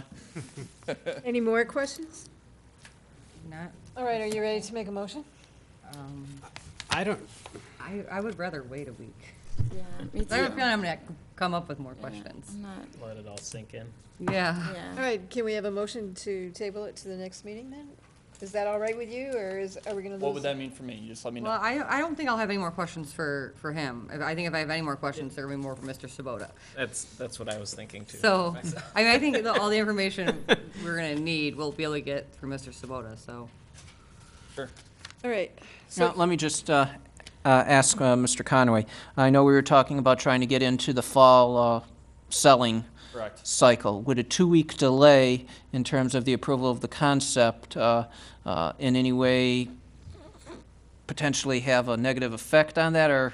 I mean, I can't speak for the manufacturers and how long the shipping delays are going to happen with what's going on with railroads and stuff like that, but it could only potentially have a 2-week delay on that, correct? So I don't want to pressure sale or anything like that, but what you would, in a perfect world, you would want your vehicle orders in, everything complete, my orders into the manufacturer by the end of March. So, And then for the, I'm going to call it the spring cycle, Correct. that's the next fiscal year, and that would be the DPW, I'm going to call it the 2020 plan. Those orders would have to be in, November, December, to be able Okay. to hit the spring market, depending on the manufacturer lead times. right, so essentially this calendar year, I'm going to be coming to council hopefully twice. This is the first one, and then DPW with the second round later in the fall. And both of these costs would hit next fiscal year. Yeah, you don't actually pay for the vehicles until they're here, right? So until they're road ready and turnkey and they're here, so. If you guys want the vehicles to be delivered in September, and I have the availability to do that from the manufacturer, that's when they'll be delivered. I feel no pressure to rush this. Very good presentation. So can we entertain a motion for tabling it to our next meeting, please? Madam Mayor, I'll make a motion to table this till the next regular scheduled meeting. Support. Move in support, please call the roll. Councilmember Kleinfeld, Yes. Councilmember Lucido. Yes. Councilmember Owens. Yes. Mayor Pixley. Yes. Councilmember DeMonico. Yes. So as a taxpayer, you have to understand that we take a lot of time when we have to consider something. As you should, and I'm appreciative for it. Thank you. Thank you. Thank you.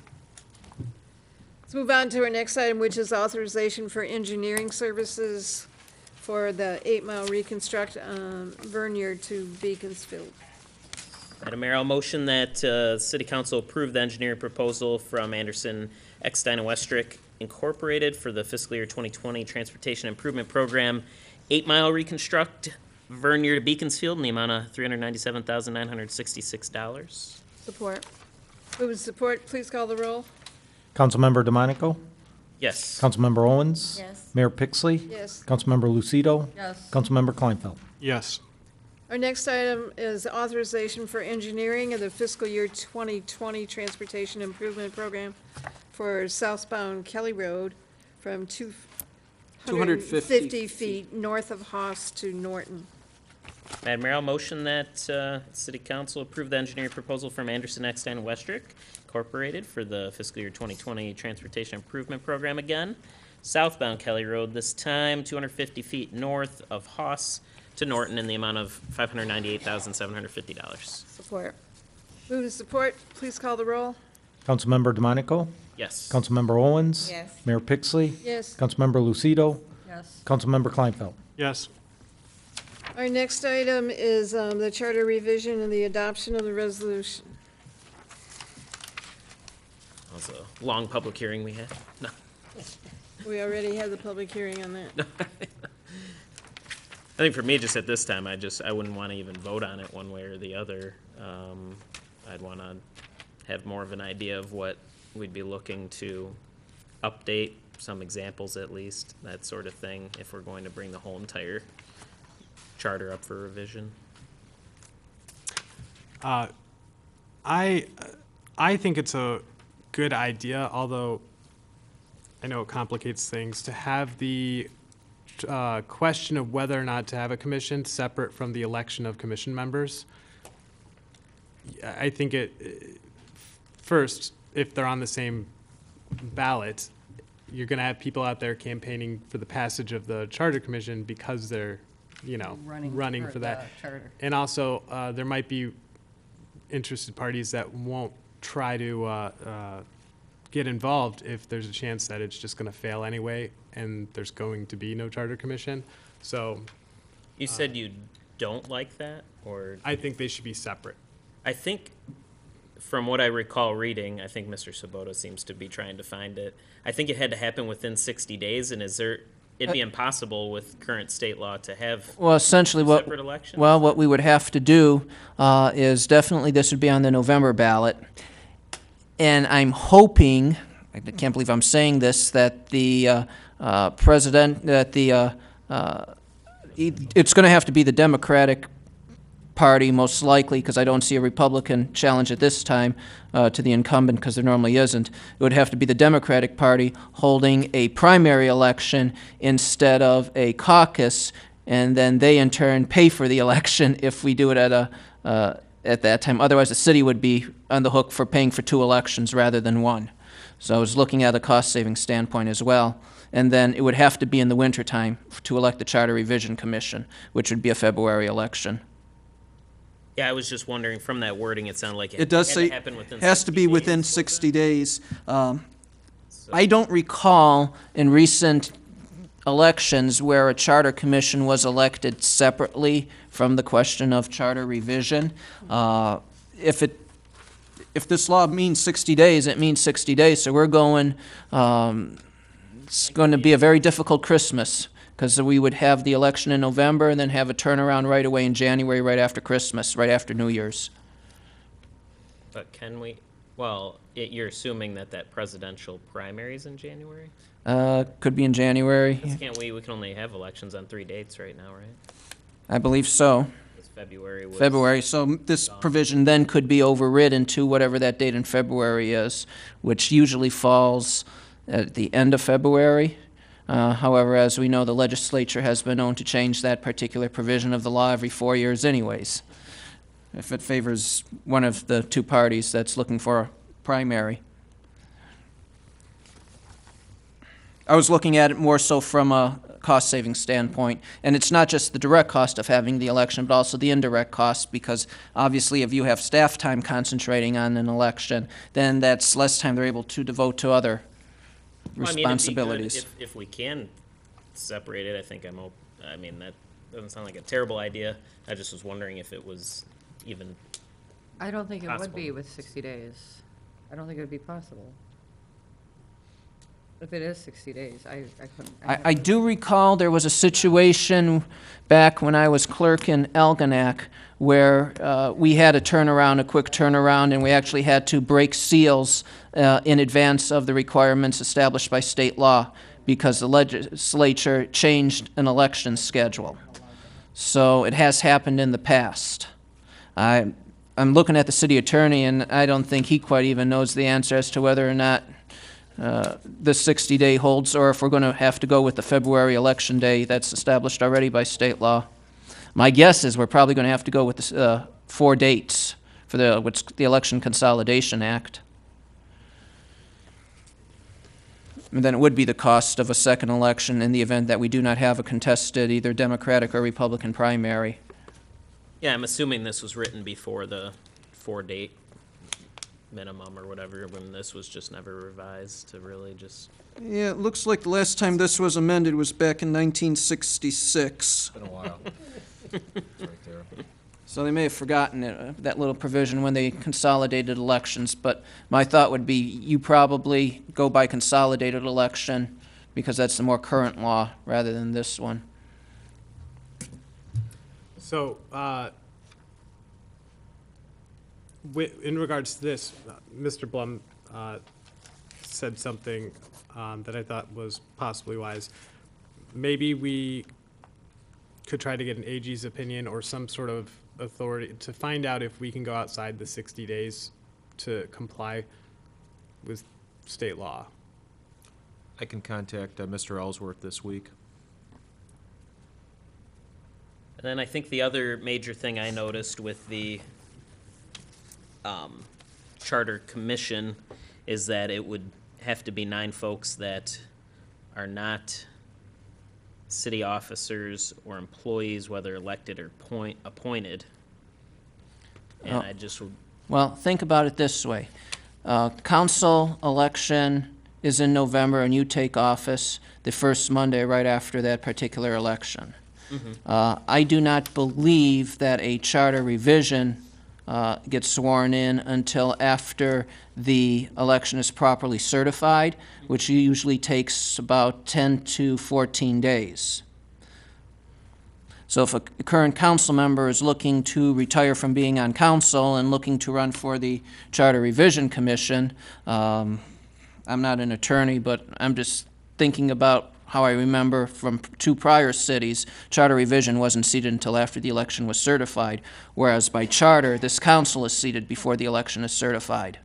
Isn't the election usually certified by the Thursday after the election? No. Depends on the election. the A local municipal election would be quicker, but if you're looking at like the presidential governor, that took No, I'm not talking about much that more one. than I'm that. talking about a local election. Also, just understand that the February election doesn't exist anymore. It only has, remember, the state legislature got rid of the February election, so the only legal elections we have are May, August, and November. Now, every 4 years, the Democratic or Republican parties decide they're going to have a primary. They decide it. The last one was in the first week of March. And that was the last time they had it. The last time we actually had a February election was in 2015, so there's no longer that access. Forgot about that.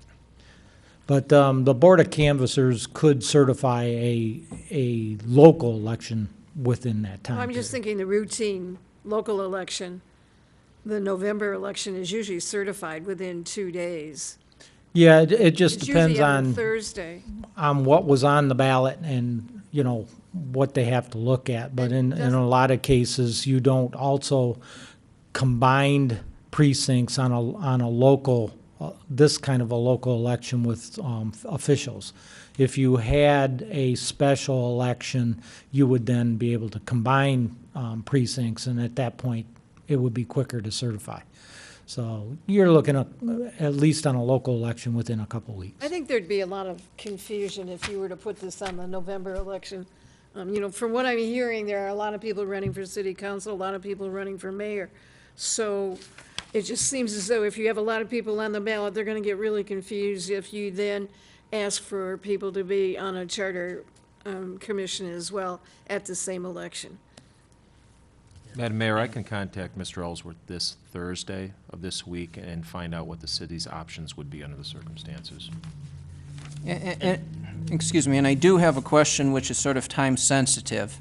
I know council is not making a decision at this point in time, and I'm not asking you to, but I would like to get an indication as to whether or not there appears to be a majority to move along these lines for charter revision, because if not, I do have 2 charter amendments that I would like to place on the November ballot, and the latest council can actually act, I believe, in order to make this work for timing purposes, is probably at the first meeting in March. So if council doesn't really have intention to place a charter revision question on the ballot, then I will be requesting council, and I think I've already forwarded to you those 2 charter amendments, which Mr. Albright has already reviewed, to place on the November ballot. If I could just sort of get a sense over here as to, does it look like you probably at least will, at a minimum, place a revision question before the voters, or doesn't look like it, or you're not sure? I would be interested in placing the revision question to the voters. for November. For November. I think at this point, I'd be no, because I just want to look a little into the last one point that I had that I hadn't brought up or was starting to, the no city officers or employees elected or appointed. We need 9 of them, and it looks like it works the same way as council. They'd need, I think I did some rough math, 55 to like 110 signature. Yeah, they'd need to get at least 55 good signatures each. And I just would want everyone to keep in mind that the last 2 school board elections, we literally only had 3 people run for 5 positions. And then 4 years ago, or 2 cycles ago, literally nobody even even did a write-in candidacy. And then the school board appointed 2 people. Literally, someone could have just voted for themselves and won, and nobody even did that. And then this last time, we had just 2 write-in candidates. And then, so there were 3 on the ballot, and those 2, of course, then won, because voting for themselves, they won. So I would just want to keep that in mind if we need 9 people, and none of them can even be on a board in the city. So I would rather you bring the charter amendments and put this off until maybe a special election in the next year, if you feel that you have enough people, but I still think you don't have enough residents supporting a charter revision. I think I have the same concern as Cardi does on participation. So I'm probably no at this moment, but I'd like to find out more about what our options are of doing a separate election for 9 people before making any decision. I think if you were to do it, it would have to be a separate election. I think there's going to be too much confusion I agree with that. for the November election.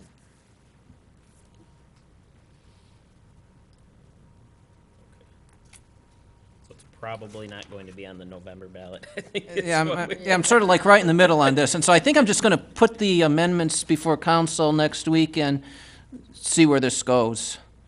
Because I think we can always pool a request for a charter amendment before the Attorney General, correct? But we can't add one.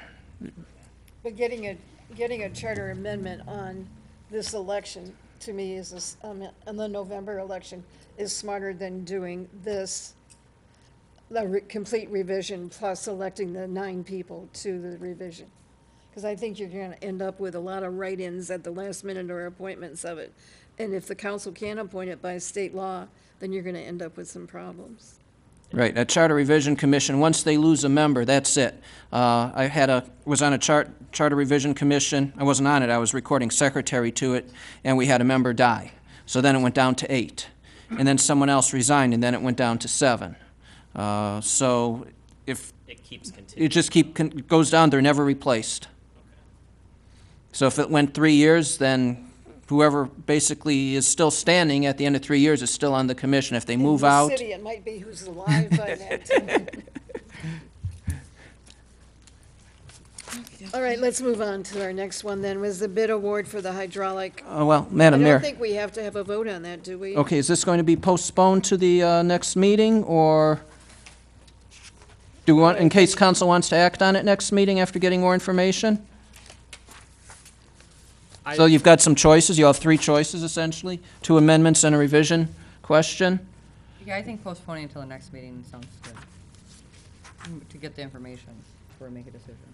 Do we have to make a motion then? You'd like to make a motion, please? I'll motion to table this matter until our next regular meeting. Support. Move in support, please call the roll.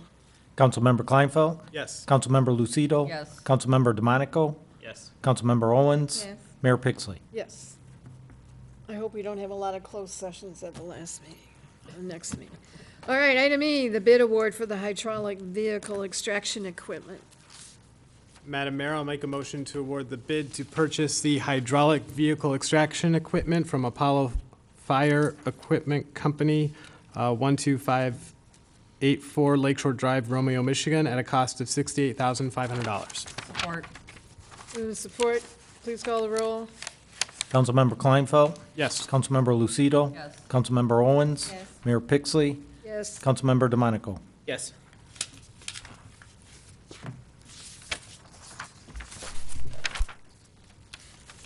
Our next item is the commission appointment for the elected officials compensation commission.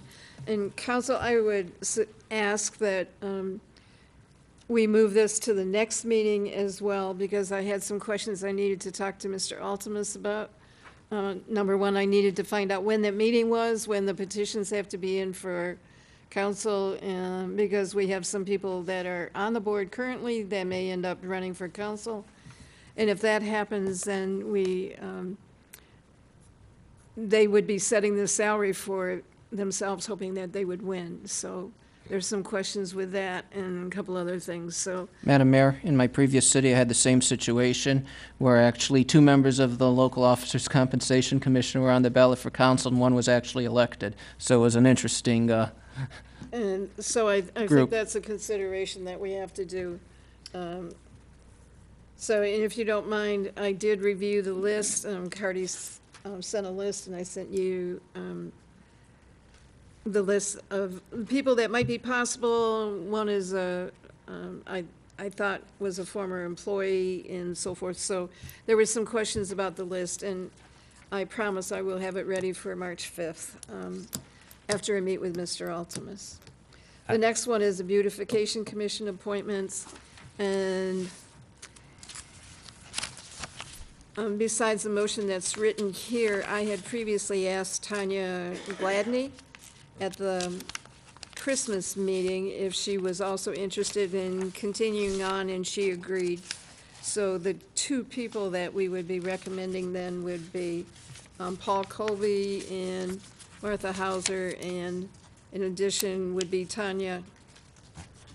And all 3 of them are the same term of office. Madam Mayor, I'll motion we reappoint Paul Colby, Martha Hauser, and Tony Gladney to the Beautification Commissions with terms to expire December 31, 2021. Support? Move and support, please call the roll. Councilmember DeMonico? Yes. Councilmember Lucido? Yes. Councilmember Owens? Yes. Mayor Pixley? Yes. Councilmember Kleinfeld? Yes. And in addition to that, we are still short 1 more person for beautification, according to Mr. Colby. I would ask that we really try to increase the minute meetings that come forward. There was a great annual report that came out of the Arts Council, and I really like that because it gave the attendance of each of the commissioners. And that's important because when you look to renew participation of the commission, then it's important, I think, to know their attendance and whether they're actively involved in the program. All right. Next item is to receive and file the Planning Commission annual report. So I'd entertain a motion for that. Madam Mayor, I motion to receive and file the Planning Commission 2018 annual report in accordance with MCL 125.3819. Support. Move support.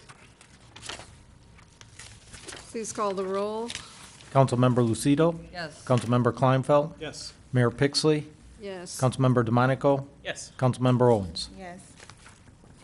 We can see in this report, the only one that what Mary mentioned in these, which was who was absent at each of the meetings. All right. And our next item is discussion on the city council minutes related to the hearing of the public. Madam Mayor, if I may, the Open Meetings Act sets the minimal requirements of the minutes of a public body. And according to the Open Meetings Act, all minutes of a public body must show the date, time, place, members present, members absent, any decisions made at a meeting open to the public, and the purpose or purposes for which a closed session is held. The minutes need to include all roll call votes taken at the meeting, and the body shall make any corrections to the minutes at the next meeting after the meeting to which the minutes refer. Essentially, all that the state law requires that public body minutes have are the decisions. It doesn't require that you summarize discussions. It doesn't require that minutes are verbatim of what was said by everyone who spoke. It doesn't even require that the public who speaks is even identified as having spoken. The only time when you are really required to have public comment accurately reflected in the minutes is when there is a public hearing required by law. So, for example, the CDBG public hearing that we held, those public comments needed to be reflected in the official record. Federal government likes things like that. For public hearings held by the Planning Commission. Those public comments need to be reflected in the official record so that when those recommendations are forwarded to the City Council sees what those public comments were, because that is a comment period that is required by law. One of the challenges that we face on a regular basis, a lot of times when dealing with public comment, sometimes the public doesn't speak into the microphone, so it's difficult to pick things up. Sometimes the public comments that are made are not clearly stated, and we are attempting to summarize what someone says. And since I have been here, I think the only corrections that we have made to the minutes have been in terms of public comments. Rather than having staff trying to identify or summarize what was said, my direction was, let's just indicate that so many residents spoke, so at least we can demonstrate in the minutes that, yes, we did hear from the public, but not to go into what the discussion actually was, because, as happened, I think 2 or 3 times already, we just got it wrong when we summarized those comments, and the only way we knew we got it wrong is when the public advised us at a future meeting. Now, what happens if we get it wrong and the public doesn't see that? Well, then it goes into the official record, and we could be reflecting inaccurate information. I'm not talking about changing what we do for the minutes for the way council minutes are recorded, because I don't have that concern. We have 1, 2, 3, 4, 5 people on council that generally it's very clear to not only the people taking the minutes, but also to the individual council members as to what's being said. So if we misquote something or missummarize something, there's actually a full body that's here, most likely the one person who said something, so we're able to accurately reflect that. So once again, I don't really see the need for it. I never actually had the public comments summarized in prior communities, so this is something a little bit different here. And from a professional standpoint, and actually from an accuracy standpoint, I think it's wise to just indicate that, yes, we did hear from the public. However, when we actually have a formal public hearing as required by law, then yes, we will try and summarize to the best of our abilities and hope that we get the information correct. If I could, Madam Mayor? Please. So I think, if I recall, once a year maybe this has happened, the residents even here in the audience that wanted to change the minutes. I think at least minimum we should include names and at least topics. I think topics you can't really get wrong. Just don't say the resident was concerned about which way they spoke about it, but at least some sort of minimal information so that we see. I just don't like that it's like 10 residents and this or that, so we can see what was important to the public at each meeting. And if that's not, if that's too much, because we had been doing it, before the last couple meetings, at least I'd like to see some more detail on YouTube even. I'd suggested long ago in the past when I first was on council that you can link to certain times in a video, so we could even just put the whole agenda with the YouTube video and just link to each section, and you could just literally listen to the hearing of the public then. So we could at least, if we even did that even, people could see what the public spoke without having to try and find it in the 4-hour council meeting sometimes, something like that. But I think I would just propose that we just do the same thing we used to do. Well, I will admit when I don't know something, and I am not a YouTube person, so if that capability does exist, I'm hoping someone within the city or one of our contractors knows how to do something like that, and we'll look into that. But I do think that name and topic, that sounds reasonable. I don't think we may misspell a name, but I don't think we can get a topic wrong. So let's get the opinion of, Ms. Owens, what did you think? I think if they have an opinion concerning the topics on here, or not even on here, that doesn't address us elected official personally, I don't think that needs to be in there. So if it doesn't have anything to personal comments about elected officials. You're pretty much saying the name and the topic. Name and the topic, yeah.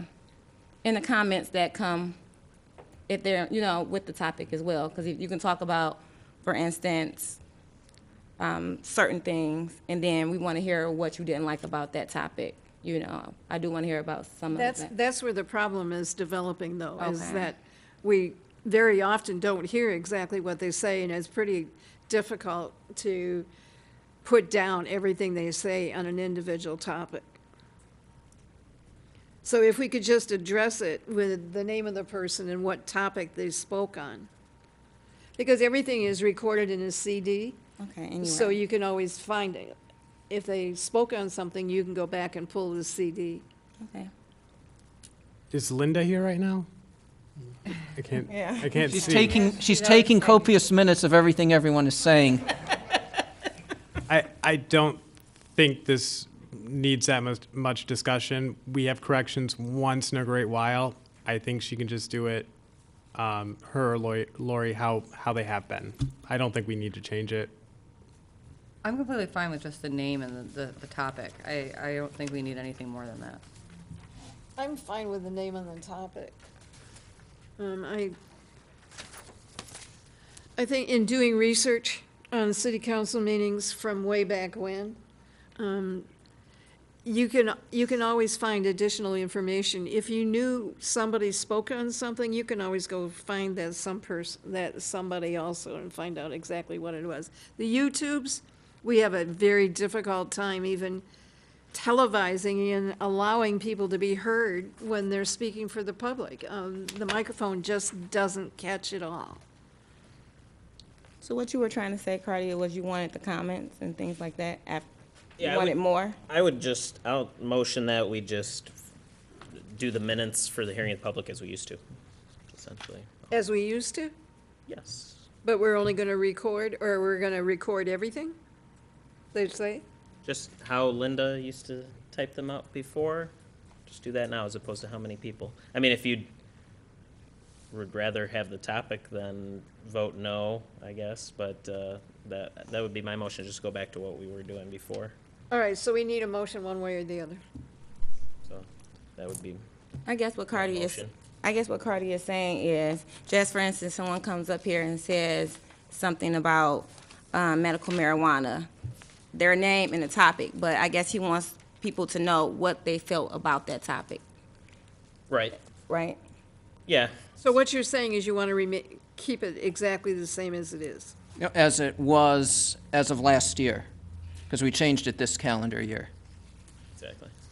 That's my motion. So in other words, we summarized whatever the public talks about to the best of our abilities. I mean, this was just an administrative change, correct? Correct. So I don't know if we need a motion or if it should be to direct administration just to, To restore what we had Yeah. before? It would be appropriate if council wants to go back to, or change or maintain to have a formal motion. okay, Because these really are council's minutes. support? What was the motion? What was the motion? Motion Cardi to would- just record our minutes for the hearing of the public as we used to before this calendar year. And you supported it? Support. Please call the roll. Councilmember DeMonico? Yes. Councilmember Kleinfeld? Yes. Councilmember Lucido? No. Councilmember Owens? Yes. Mayor Pixley? Yes. All right, let's go on to the budget amendment. BA 1904. Mr. Blum, did you want to speak to it? There's just 4 areas that needed adjustments. The, excuse me, the Indigent Defense Fund, which we have talked about previously, the grant money coming in, and then the expenditures related to it.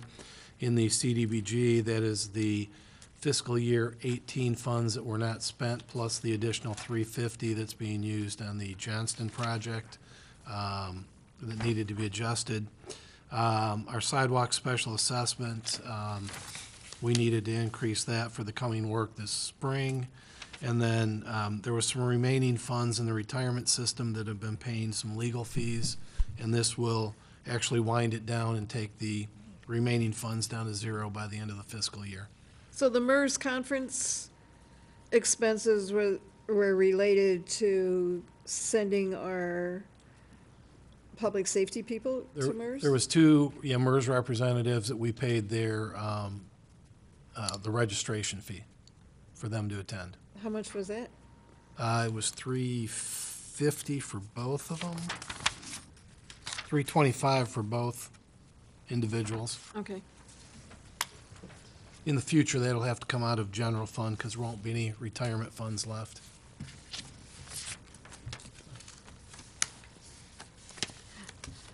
Okay.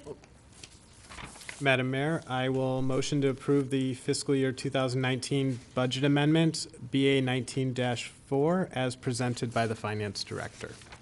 Support? Move and support. Please call the roll. Councilmember Kleinfeld? Yes. Councilmember DeMonico? Yes. Councilmember Lucido? Yes. Councilmember Owens? Yes. Mayor Pixley? Yes.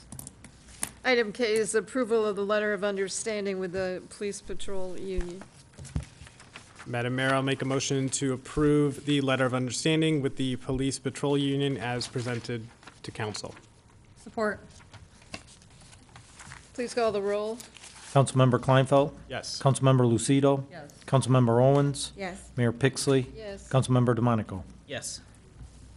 Next item is payroll and bills.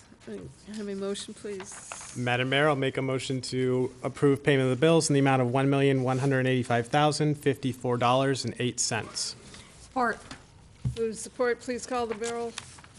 Councilmember Kleinfeld? Yes. Councilmember Lucido? Yes. Councilmember Owens? Yes. Mayor Pixley? Yes. Councilmember DeMonico? Yes. Move on to the second hearing of the public. Does anyone wish to be heard? Anyone wish to be heard? I'm not going to get up to the microphone, but I just want to take a minute to say thank you and thank council's consideration on the block grant and also on the extrication equipment. A lot of work went into that. A lot of people should be thanked, and we appreciate it very much. Thank you. What do I call you now? Mr. Sage, Chief Sage? What? Just don't call me late for dinner, right? I knew that was coming. Okay. Thank you. All right.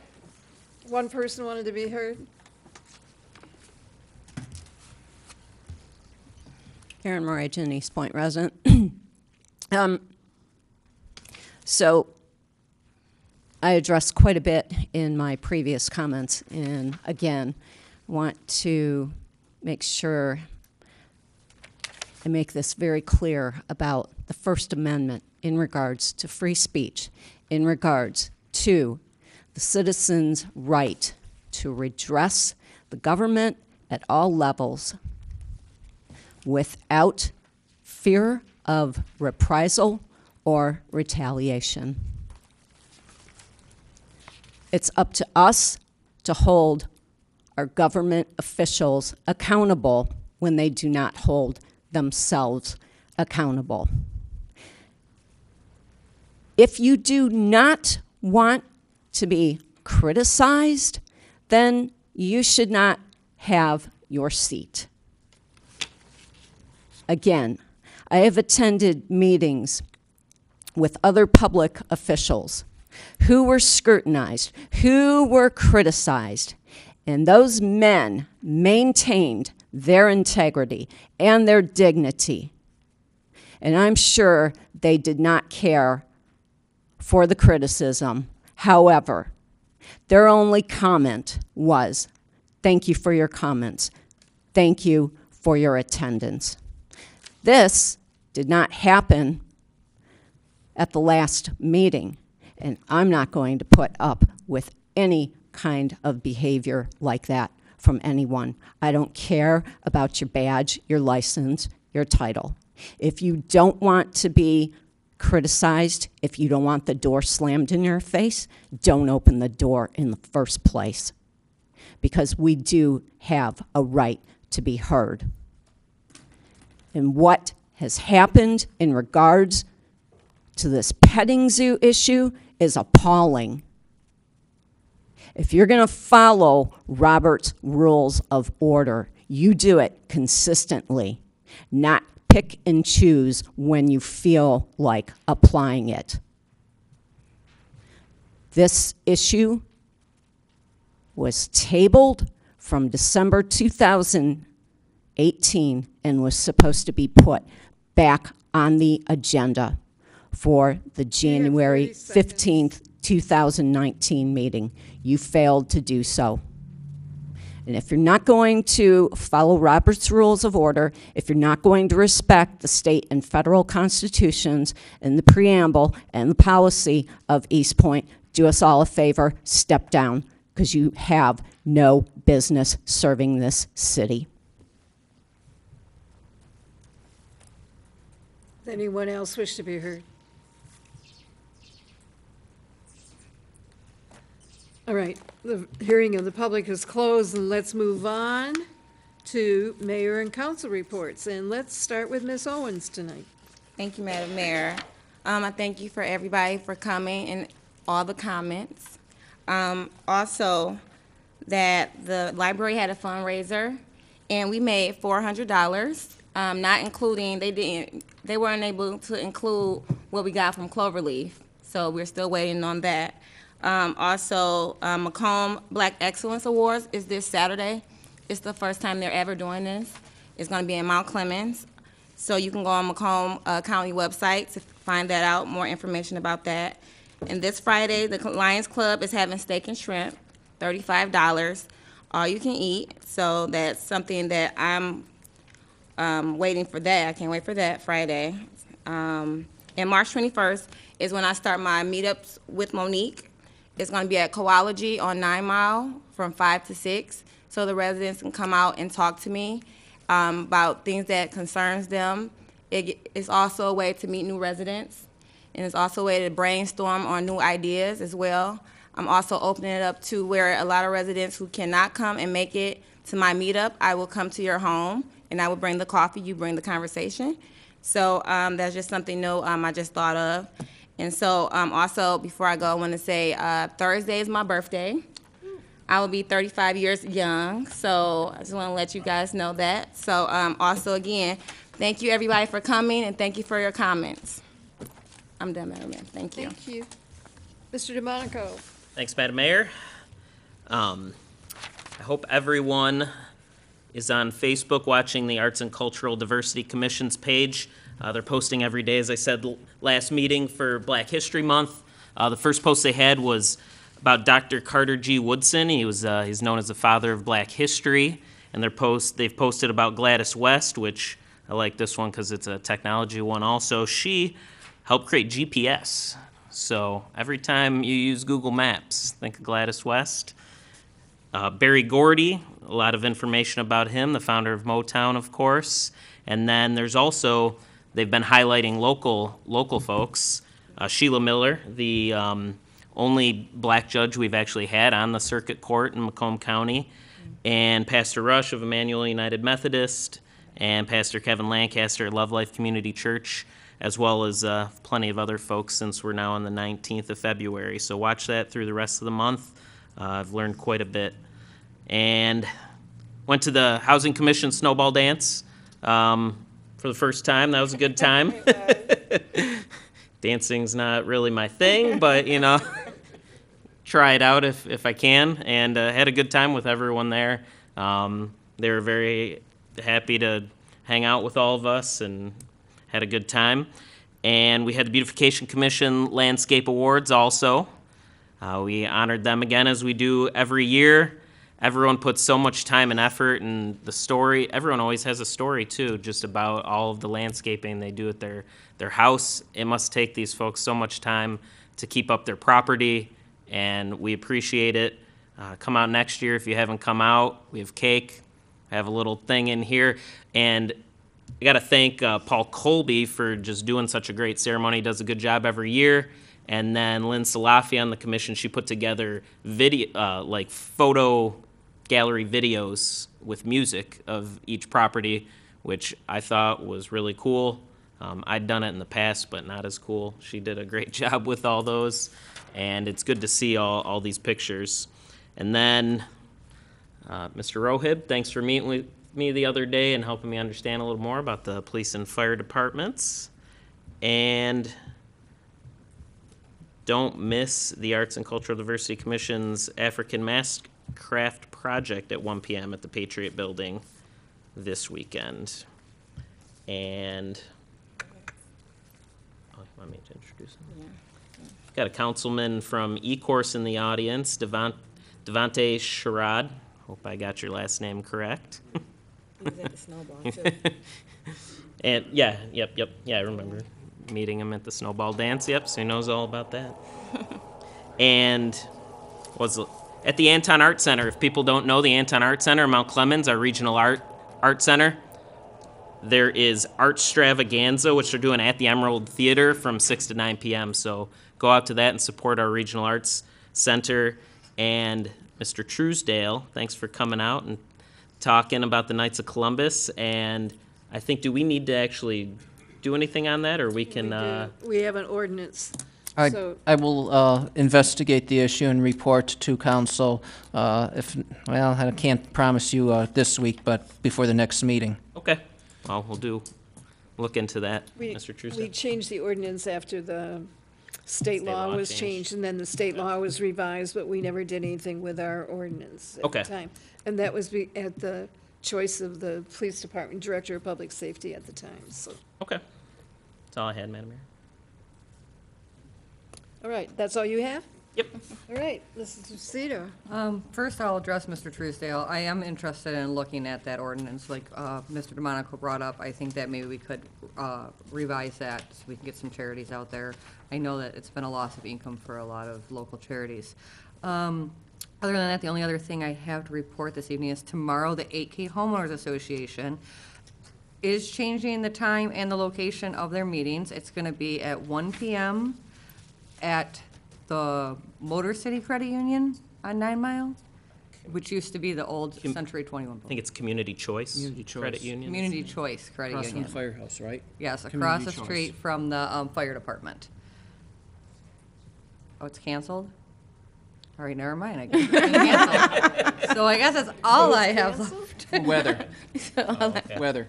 Oh, So because that's all I have this evening. Okay. Mr. Kleinfeld. Weather? I'll just respond. It was canceled because of the weather. Okay. Oh, thank you. The fundraising issue, I think this had something to do with the state law versus charities or charities versus fraternal organizations No, or something. No, but what happened, they lost a firefighter up in Lansing, and it was a rapid decision on the legislator to pass that state law through, and Nick knows all about that. And so we had to adapt the same thing because it was a state law related to our city ordinance. But yeah, I'm happy to look at changing that. I knew our hands were tied at one point, so I knew that that's why that went away. So that's all I have. All right, so, Mr. Truesdale, you and I have gone over this before, and it was really the decision of a previous public safety director. So I'm with everybody else on council that we need to review that city ordinance. And I think as long as we give you specific places that that are not inherent with a lot of traffic problems, to put you at danger, because that was the big problem, was putting the resident that was out collecting the money in a dangerous position. So we can follow through with that. And this Green Macomb, we will have flyers out in City Hall about the Green Macomb, but I urge all of our residents to pick it up because the prices on those trees are excellent prices.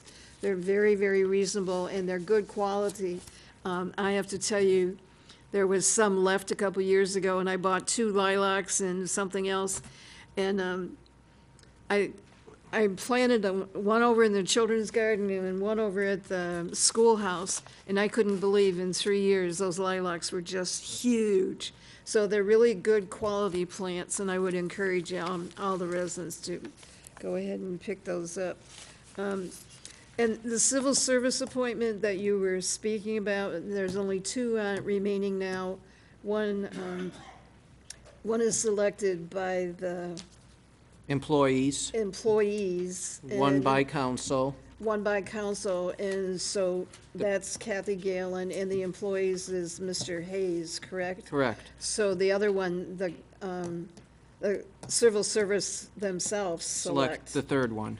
All right. However, they have requested that we publicize that they are searching for members of, someone to fill in on the Civil Service Commission. They do meet once a month. It's the first Monday of the month at 5 o'clock.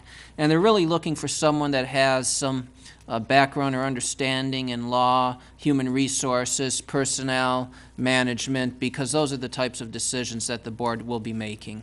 So they'd really like to have someone with that skill set. However, everyone, of course, is encouraged and invited to apply. And application forms are available at the city manager's office or online. And the other thing is that the Memorial Day Parade Committee met last week, and the next meeting is the first Saturday of March. Yep. And we'd entertain anybody that would like to become involved. Mr. Truesdale, I hope we get to see you at that next meeting. Yes, it was unfortunately the night. And I guess I have nothing else except it's going to be very exciting at the Steak and Shrimp. If you've never been there before, it's one of the best Lions events that we have. It's a great event. And that's all I have, and we don't have a closed meeting tonight. Madam Mayor, if I could do a reminder for the public, we have a special meeting tomorrow at 6 o'clock to discuss the staffing plan, and then at 6:30 we have our joint meeting with the school board. 6:30, I thought it was 7. No, 6:30. We'll be able to do our meeting in a half hour. We should be able to do our meeting in 15 minutes, I would hope. As you see, it's a very short agenda packet. All right, I'll entertain a motion for adjournment, please. So moved. Support. Please call the roll. Councilmember DeMonico? Yes. Councilmember Lucido? Yes. Mayor Pixley? Yes. Councilmember Kleinfeld? Yes. Councilmember Owens? Yes.